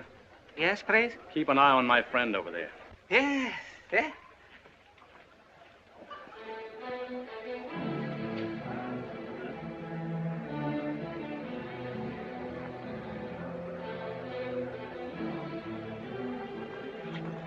I say, Condon, may we join you? It looks as if every table's taken.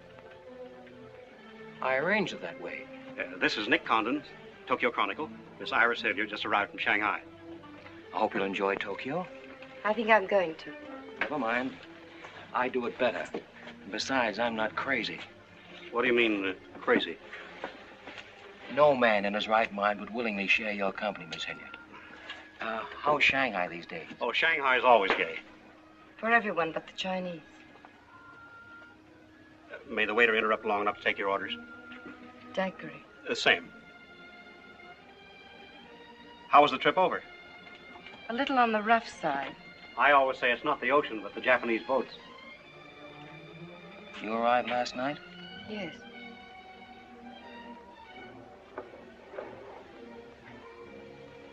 I went down to see a couple of friends of mine off on the Nagatamaru last night.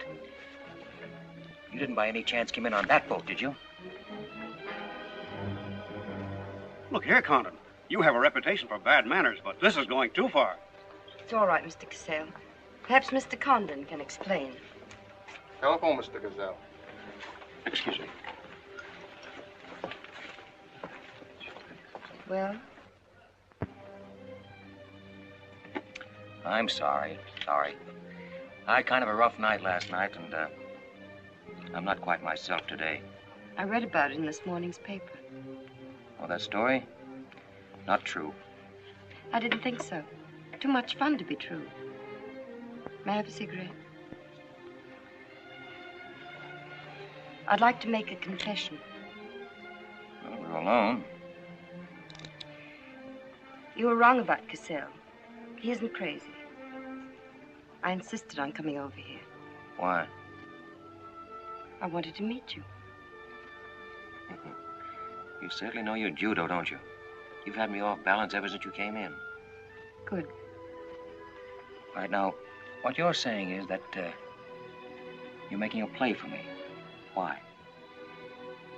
Perhaps I like your looks. Mm-mm. Not with this. There may be things about that I like. Yeah? What? I've always liked red hair. Well, I grew it for you.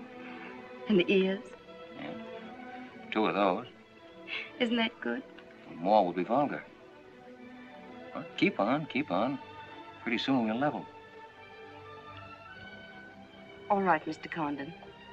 Let's, to use your phrase, level. I was told to meet you by a friend. Yes, but whose friend? Yours, in Shanghai. A very wonderful, almost saintly old man. Chang Po-Ling. Yes. Oh, yes, yes, wonderful, wonderful. And he asked you to look me up? Yes. Well, he certainly hasn't forgotten me. No, he remembers you very well, as you were then. He hoped you hadn't changed. Now, just what does that mean? First, we'll become better acquainted. It was his desire. His desire became mine 5 minutes ago. Come on, let's figure a way to go about that. About what? How to get better acquainted in the shortest possible time. You see, I'm leaving in 10 days. Well, that's not bad. Come on, let's drink to them. To them? Yeah, 10 days. The 10 days that shook the world.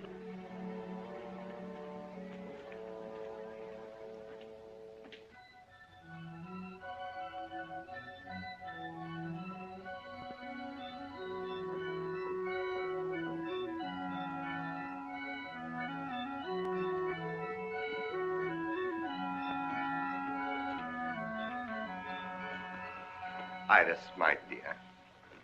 You know Colonel Tojo, of course. And Major Kezioka? Tea? No, thank you. Have you anything to report? I have made some progress. What progress, please? Mr. Condon finds me attractive. The introduction I arranged worked smoothly? Excellently, thank you. Please waste no time in becoming most closely acquainted. This adventure, Colonel Tojo, has many ramifications which I find displeasing. Perhaps we can eliminate the sordid details and learn exactly what has occurred thus far. Does this man possess the document? I cannot say for certain. I'm sure he does, Your Excellency. It would appear so. It is Mr. Condon's ambition to leave Tokyo in good health within 1 week. He is relying upon his embassy to protect him. That means you must work swiftly. Colonel Tojo, I do not need you to remind me of my duty. As far as Mr. Condon is concerned, I have every hope for success. Hope alone will not suffice. Your permission?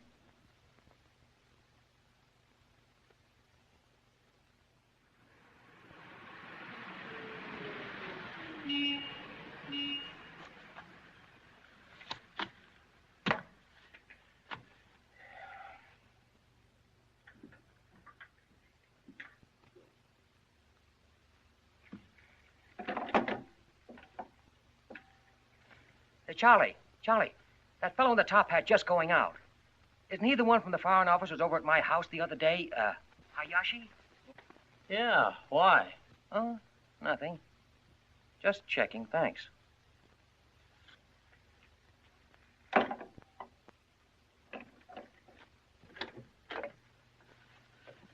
Say, Nick, do you know a guy named Cassell? Joe Cassell? Yeah. Heard of him. Well, I just got a wire from the States about him. They say he's a good man. I thought I'd try him out in your job after you go. From what states? You mean you just got an order from the Japanese Foreign Office to put him on? 2 minutes ago. That's an insult. Nobody dictates to me. No, not even your own conscience. You promised Charlie Sprague my job, didn't you? Well, I've reconsidered. They say Cassell's got a fine record in journalism. Yeah, great. He ran a paper in China that posed as the friend of the people. And on the side, he set up a patriotic organization that collected nickels and dimes from the poor Chinese in the States to print anti-Japanese propaganda. What of it?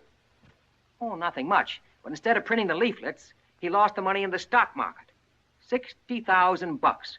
His partner committed suicide, and Cassell decided on a change of climate. I don't suppose you can prove that. All right, if that isn't enough, I'll dig up something that'll make even your stomach crawl. But if you've got any sense, you'll stick to Charlie Sprague. Will you stop trying to run my paper? Yes. Right now. Okay.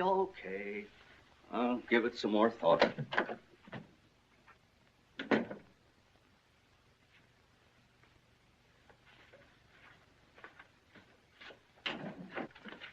Hey, Nick, where are you going? Well, as the Japanese say, if the flower is to be beautiful, it must be cultivated.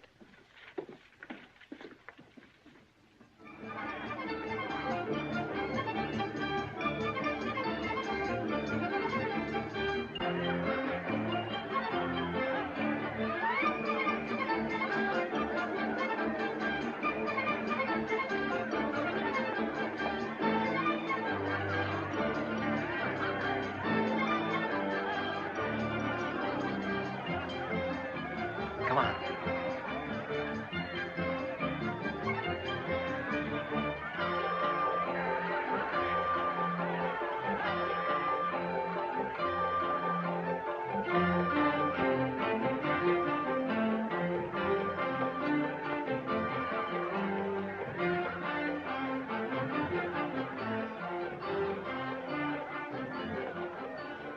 Do you know what this chase has done for me? Developed a ravenous appetite.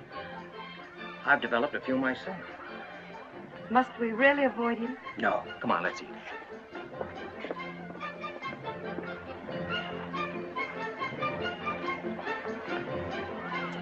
Machi gozaimasu ka?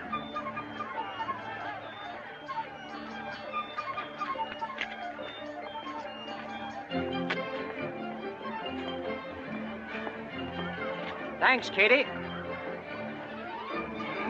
We are about to dine at Sato's. Oh, excellent restaurant. We thought you'd like it. Nothing too good for the Imperial Secret Police.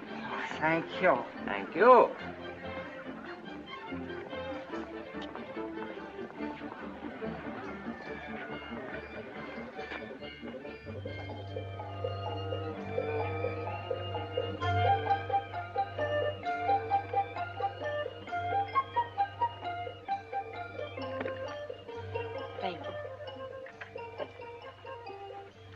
like it, huh? Japan is lovely. What I've seen of it in 3 days. Yeah, the scenery's all right, but some of the inhabitants I object to. The higher up you go, the lower grade people you meet. Then I'm lucky that I don't have to meet any highly placed Japanese in my work. Work? Of course. Namely? I'm studying the problems of Japanese women. Why? A friend in Shanghai. Now, don't tell me that was why he told you to get in touch with me. Nick, you know so much, and still you're so ignorant about women. Ignorant, but awfully willing. Do you know anything at all about Japanese women? Now, what kind of a question is that? Academic or personal? Well, if you won't be serious. Oh, I'll be serious. They're not considered human beings. They're not even allowed to think. It's against the law. I imagine they bootleg a thought now and then. Yes, bootleg thinking. That's not good enough. And so you've elected to help them. Why not? I'm a woman. I've been aware of that for some time. The Chinese women are just beginning to learn what it could mean to be free. If the Japanese women felt the same way... You mean that might stop Tanaka, Tojo, Yamamoto, and all the rest? It might help. This Tanaka plan, what do you know about it? Why don't you tell me? I haven't published any articles on the subject.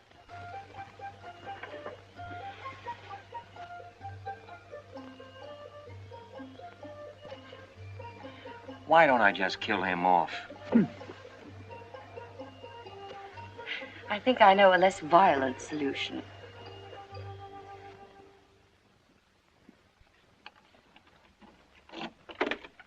Wait. Watch.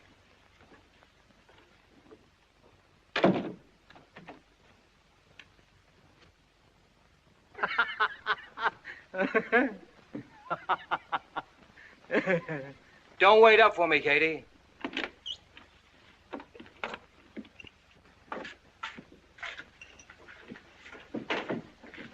Do you mind? Huh.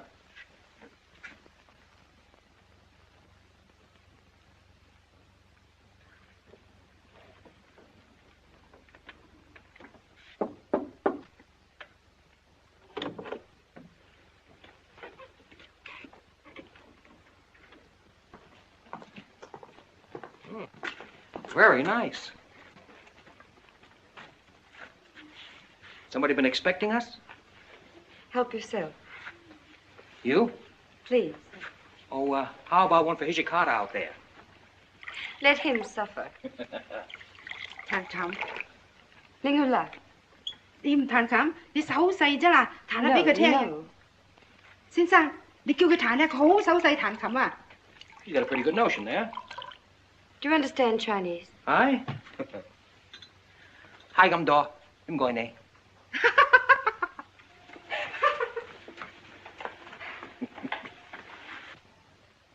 I'm afraid she's hopelessly romantic. Well, she's not exactly my type, but on the other hand, with a few alterations, you'd be... What sort of alterations? Oh, this is just kind of a game. Rule 1. Learn never to interrupt a conversation when it begins to get interesting. Rule 2. Whenever you sit, always sit with your chin tilted up like this. Like this? Mm-hmm. Perfect. When did you leave China, Nick? Oh, there goes Rule 1. Well, I left China 2 years ago. Left Brooklyn 15 years ago. Cleveland 10 years ago. Kansas City in the summer of 1921. Now, would you like me to go all through the towns very quickly, just sort of get them out of the way? I don't think that'll be necessary. Well, I just wanted to make sure I'd cover everything that you might interrupt with. I'm afraid I'll have to interrupt you, Nick. Yeah?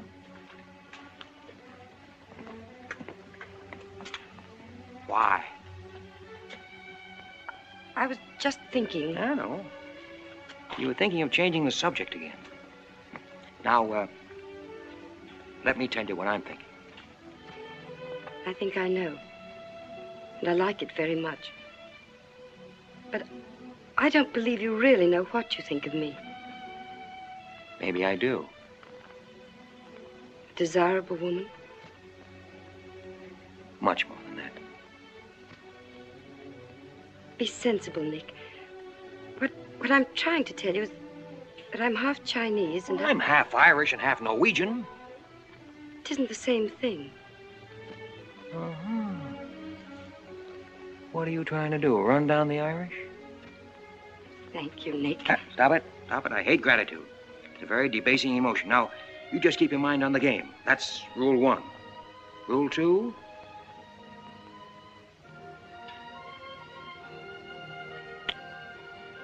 Hey, have you played this game before?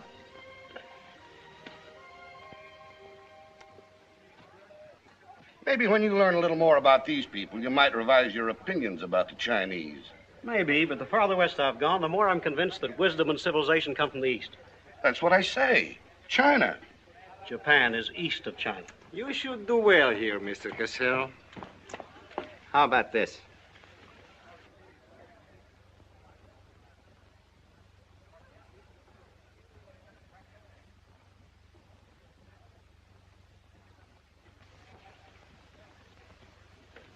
Excuse me, gentlemen. I'll see you later. Dirty low. What is it? What's it all about? Colonel, this is an outrage. I won't tolerate it. You seem to forget my position and influence. Perhaps you do not have them any longer, Mr. Cassell. Have you seen His Excellency Baron Tanaka? If he'd see me, I wouldn't be here. Be reasonable, Colonel. All you wanted was that the loan to China be killed. It didn't happen the way we planned it, but what's the difference? We are just as much concerned in the manner in which these matters are accomplished. Now, His Imperial Majesty's government will have to make it very clear we were never acquainted with you. But where does that leave me? I've lost my friends in China, and now... Precisely. Surely you must realize, Mr. Cassell, that he who is not a good friend of China cannot be a good friend of Japan. Most regrettable. Good day. Okay. Okay.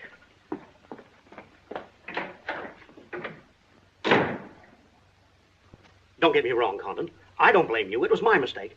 I don't know what got into me. The Chinese are great people. I love them. If you'd only come to me before printing the story and stop me, knock some good sense into my head. It isn't brains you're short on, Cassell. I know, but it was like doubling up, letting the money ride on a good bet. I couldn't pass it up. Oh, go on. Get out of here. Wait a minute. You're a decent guy, Condon, and I've got an idea that'll work for both of us. You're in a worse spot than I am. They're not going to let you get out of the country alive, but they don't suspect me. You set the price. $500,000, anything you say. Let me take it to China and set myself up again with the right people. You collect the money in America. Take what to China? The Tanaka plan. You've got it, Condon. Tanaka's already made you an offer, but you're holding out for more, I know. Oh, yeah? Well, what else do you know? Plenty. Didn't I frame the introduction for Tanaka between you and the Hilliard dame? Don't I know she hasn't had any luck yet because you're playing cagey?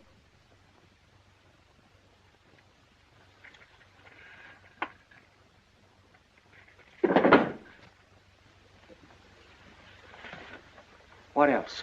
That's plenty. You smear me for selling out China while you're selling out your own country.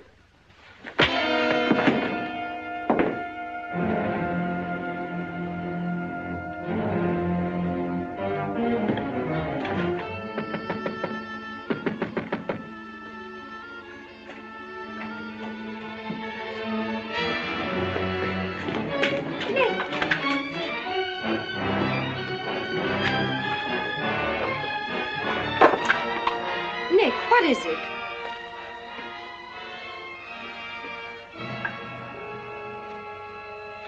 Now that we know each other, start talking. Start talking.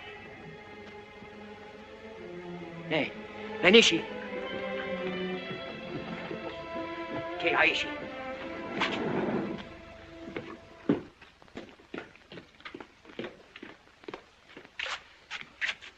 You were on the Nagatomaru that night. What if I was? You worked for Tanaka. No. That's a lie. You thought you were going great, didn't you? Had me shooting off my mouth about the wonderful Chinese people, tied me up with Chan Po-ling. You're going to build up a case of espionage against me and have me boxed. I'd give up the Tanaka Memorial, or else spend the next 10 years of my life in a dirty Jap prison.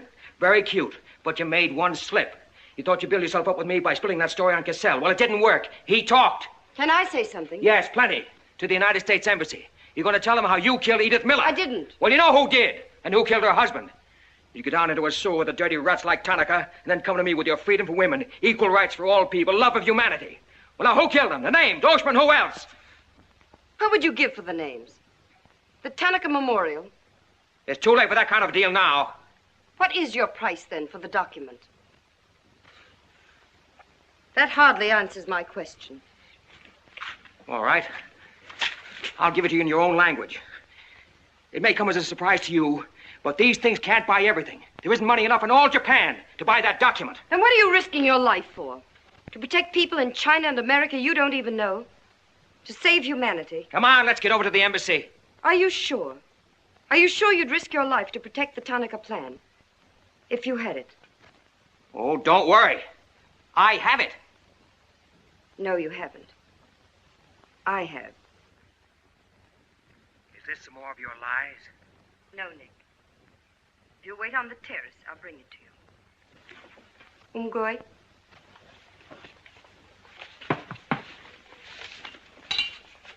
Where'd you get this? Where did you put it?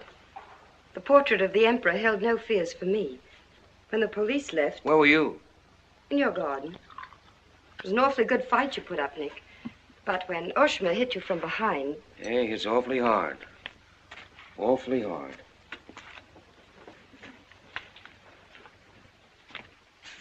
So this is it, huh? This is it. Memorial to His Imperial Majesty by Premier Tanaka, outlining the positive policy of Japan. Well, tell me, how close did I come in my article the other day? You missed, Nick, by millions of square miles.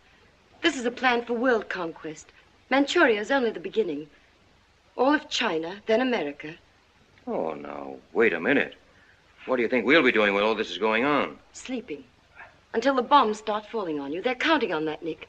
That's why it's so important to get this to the outside world. To China, to your country. Now, before the plan goes into full operation. Well, the Japanese are going to claim it's a forgery. And they'll scream fraud all over the place. Now, what we've got to do is to find some means to keep them from squirming out of it. That can be done, too. This document can be authenticated with the signature of someone who was present when the plan was drawn up. Are you sure of that? I'm sure of that. Darling, how'd you get mixed up in this? It's my work. Well, I can think of easier ways of making a living. Not for me. Big payoff, huh? Yes. A free China. That's why I had to be so careful, Nick, about telling you. I had to be sure how you felt about it. And about you.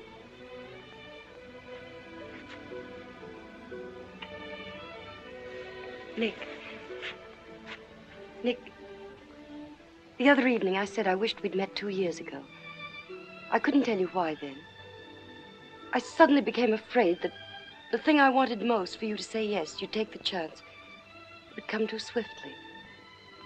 It would end for us before it could begin.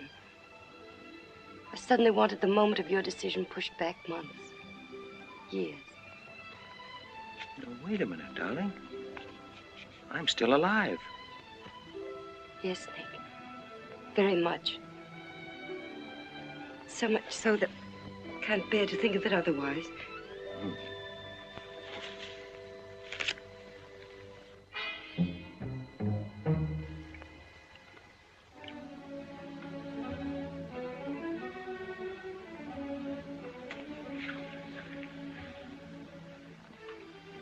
Thank you.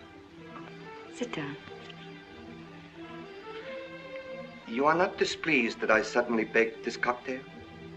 I intended to see you later this evening, but some rather important matters demand my attention. I am concerned about your work. I had hoped you might have completed your mission by now, that the document we seek might already be in your hands. I shall be very happy when all this is over and forgotten. I'm afraid that politics and intrigue are not my special talents. Sometimes I get a little frightened. I understand, Iris. I promise, for you there will be no more politics, no more intrigue, no more spying. I shall be very grateful. 'Tis I who am grateful. In fact, I brought you a little gift in reward. It is something I picked up at the silversmith on my way over.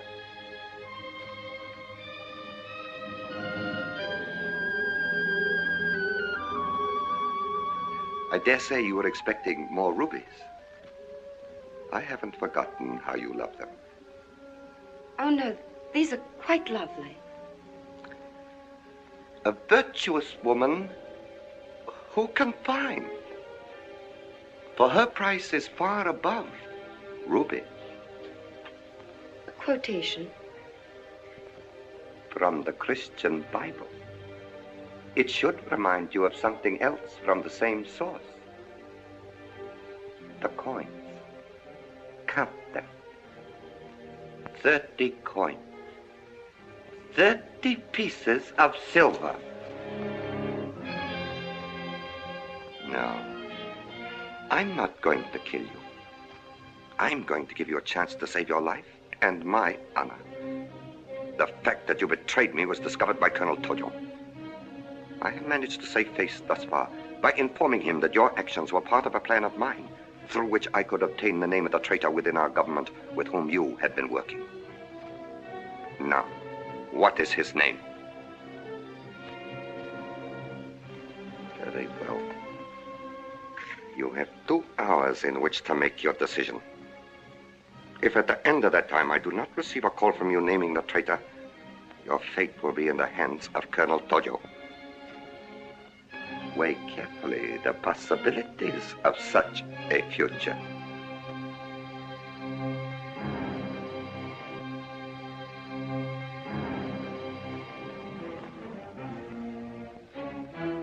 Oh, and do not attempt to leave the hotel or use the telephone, as it will be useless. I will await your call.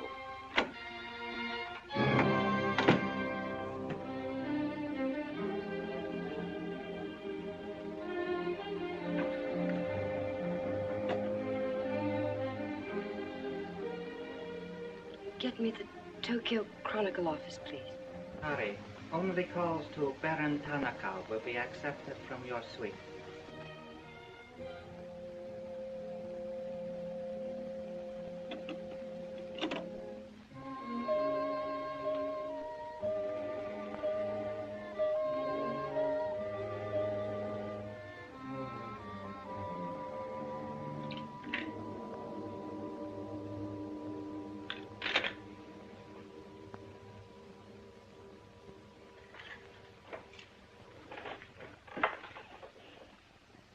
You will see that the woman is punished. Death that comes quickly is not punishment. There are other forms which are slow, which must be painfully absorbed. Yes, Excellency. I have planned for our divine emperor, for his rule and power. In the execution of these plans, I have failed. Through my own stupidity, I have been deceived and thus dishonored his imperial majesty. To you, Captain Yamamoto, to you, Colonel Tojo, I pass the sacred obligation which I have betrayed. I charge you a pledge. I pledge you never to sheathe the sword of the samurai until our victorious armies march as conquerors through the streets of every capital of the world. I swear the same. America will be crushed, never to rise again.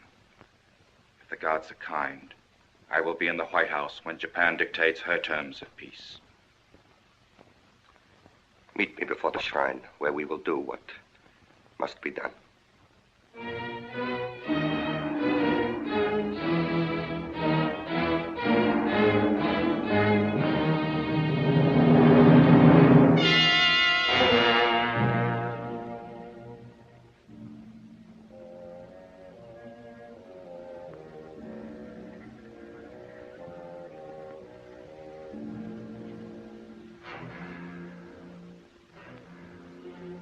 Is everything in readiness?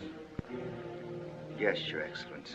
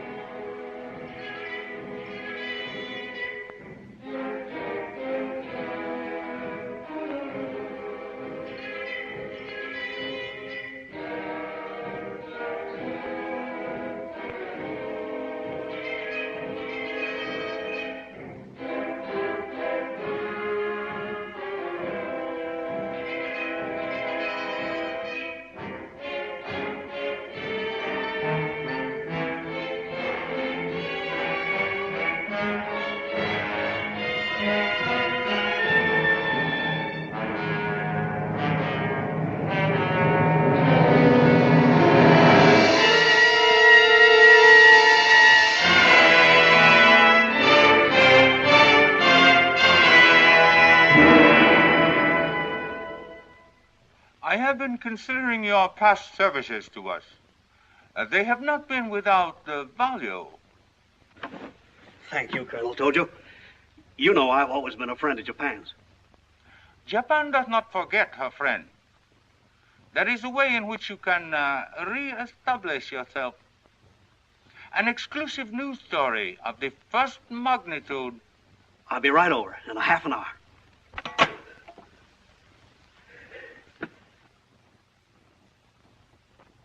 There must be something wrong, Charlie. I've been trying to get her all morning. Did Miss Hilliard have any visitors yesterday? Yes, Baron Tanaka. Baron Tanaka? Well, you know where he is now, don't you? With his ancestors. Oh, come on, open up. There's something fishy about that press release. Where did Cassell come off to grab an exclusive? If you ask me, Charlie, the stroke that killed Tanaka had a very sharp edge to it. Oh, Miss Hilliard.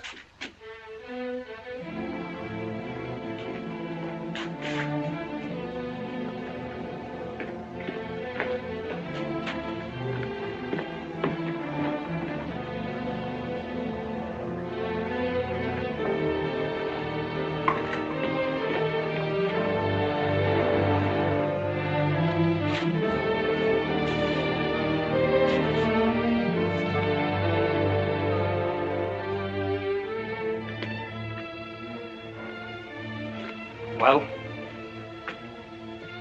they didn't get her. She took a run-out powder.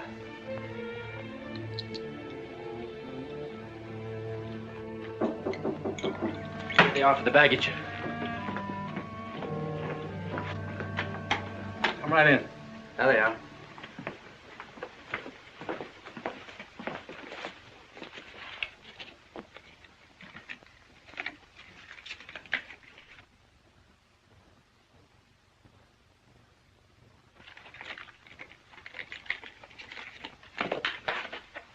Torte.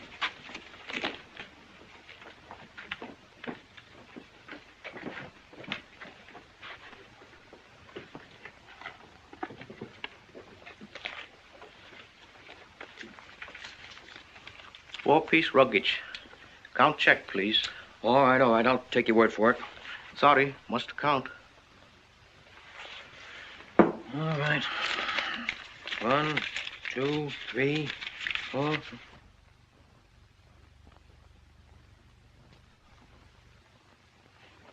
You go. All right, let's get going.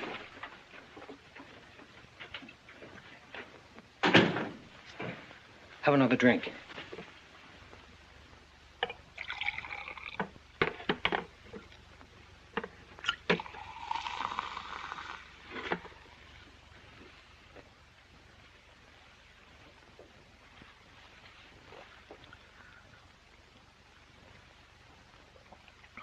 It's a frame, Nick. Easy, easy. Usually caught it around outside somewhere.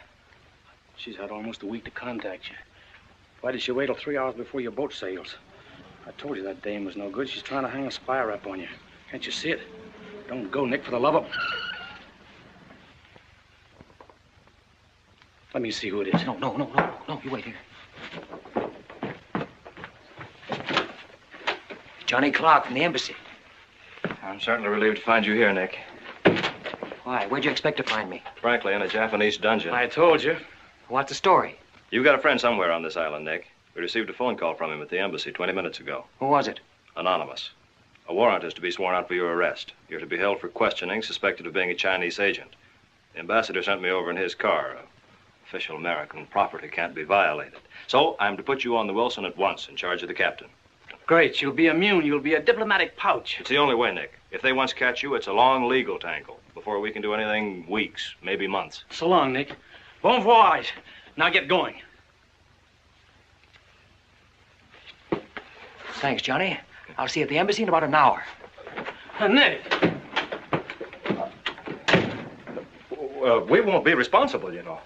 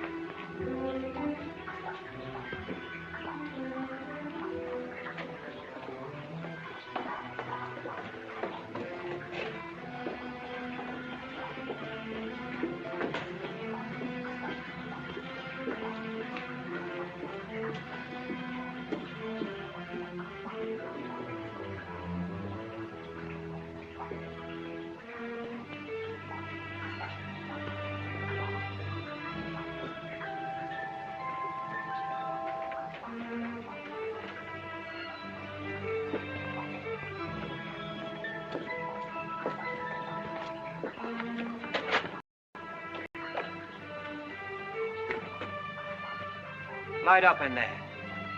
It's all right, Nick.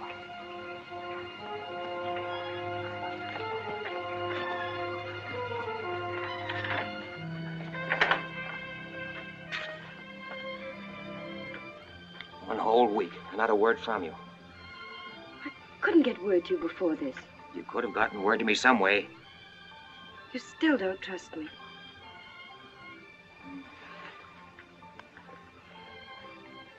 I do trust you.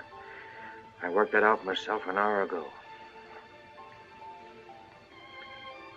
I think I can prove to you that it was worth it. Come with me.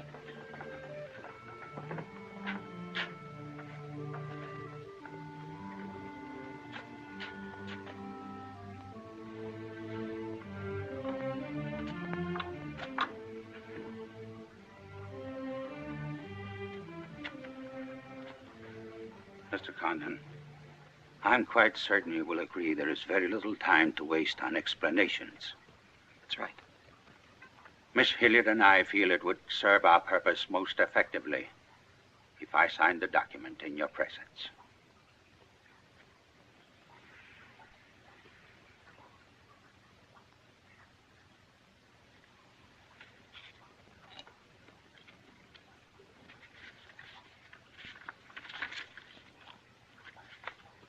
Naturally, when this is made public, its authenticity will not go unchallenged. My signature would be branded a forgery by our government, including the Emperor. In that event, Your Highness, your voice will give them the lie. The length of elapsed time between the publication of this document and my ability to speak will be very brief. In Japan, a traitor's voice is quickly silenced.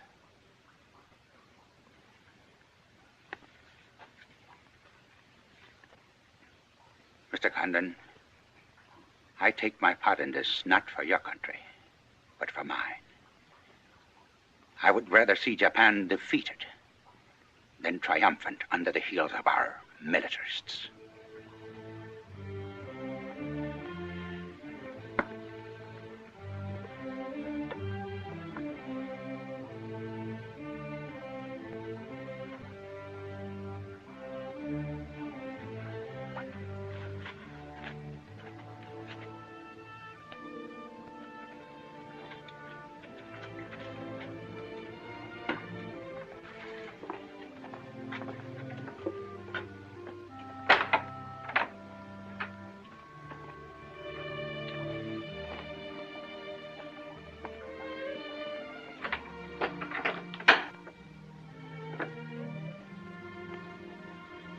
Lady, would you mind very much if I were to kiss you? I don't believe I'd have the strength to move from this spot until you did.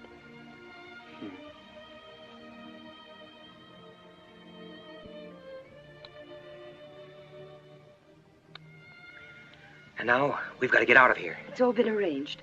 In a few minutes, a fishing boat will take us to a freighter out in the lower bay. Us? You're going with me, Nick. They're planning to hold you for questioning. Once they get you... Uh-huh. I had an idea it was you that warned the embassy there was a warrant out for me. They want to send me out on a diplomatic immunity. Diplomatic immunity won't stop a bullet or a bomb under a car. Rough, aren't they? Leave with us, Nick. For me. For you? Are you worth that? Mm-hmm. Well, honey, why didn't you tell me?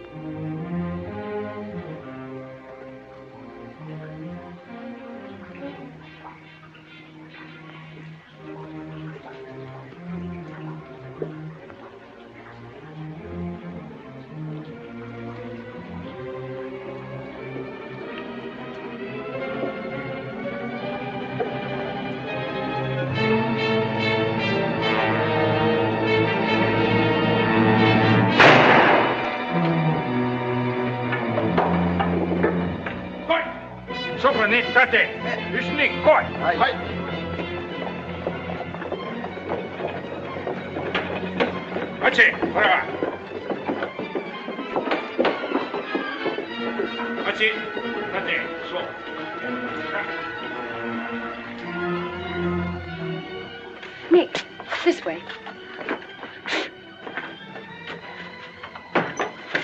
Wait.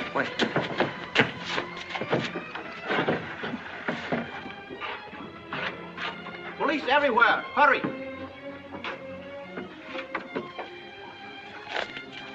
You'll have to take it out, darling. I'll hold them here until you get a start. No, Nick, they'll kill you. Get going. Nick, they'll kill you.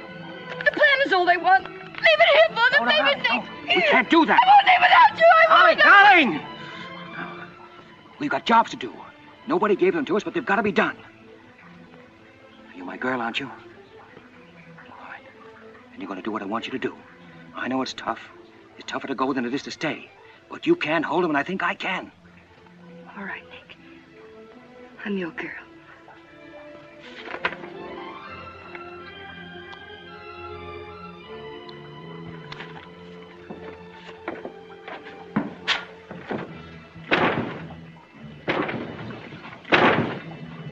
Better hurry, darling. This neighborhood's getting awfully run down around here.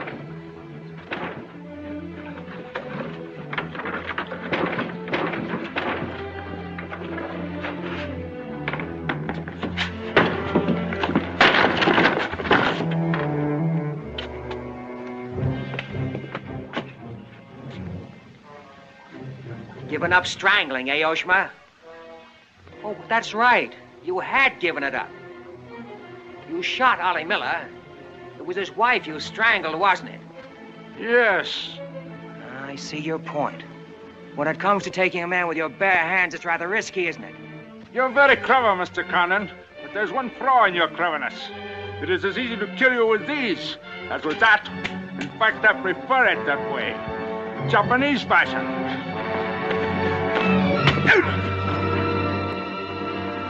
So, Deska.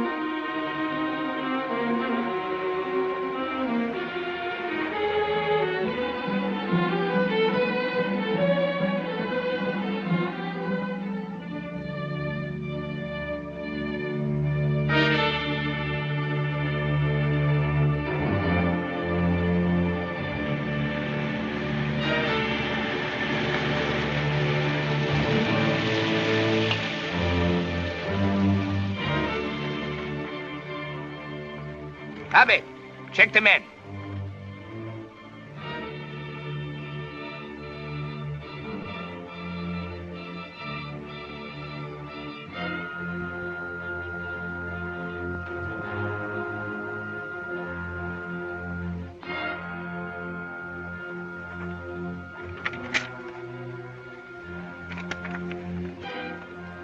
Condon has escaped from the Sumida docks. Now he comes here. Driver! Drive past Arca Street. Naniska. Akamachi Tote. Yeah.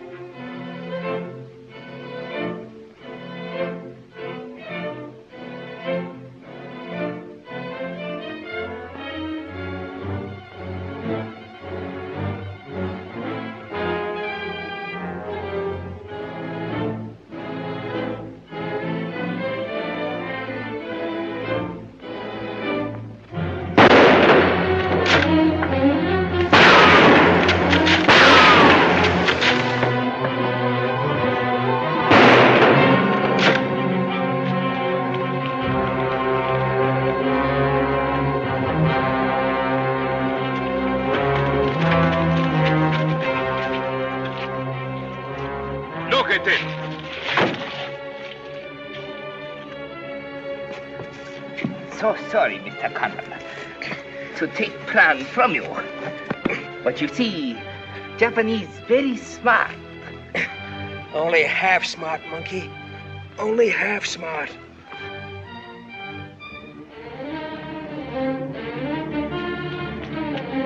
Get out of my way. Hello, fella. I said I'd be back in an hour. Sorry I'm a few minutes late.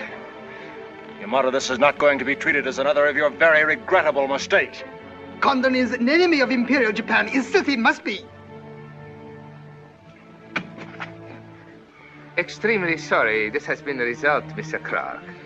It is true Condon has been enemy of Japan. But Japanese people very good, very generous. We will forget bad actions of Condon and say no more. You, in turn, will forget this incident? What's the matter, Yamada? Afraid of the penalty for failure? But it's much simpler this way. Both sides have made mistake. Will be very embarrassing for all. The United States government doesn't settle for a deal, Yamada. Condon-san, you have saying, forgive your enemies. I am willing. Sure. Forgive your enemies. But first get even.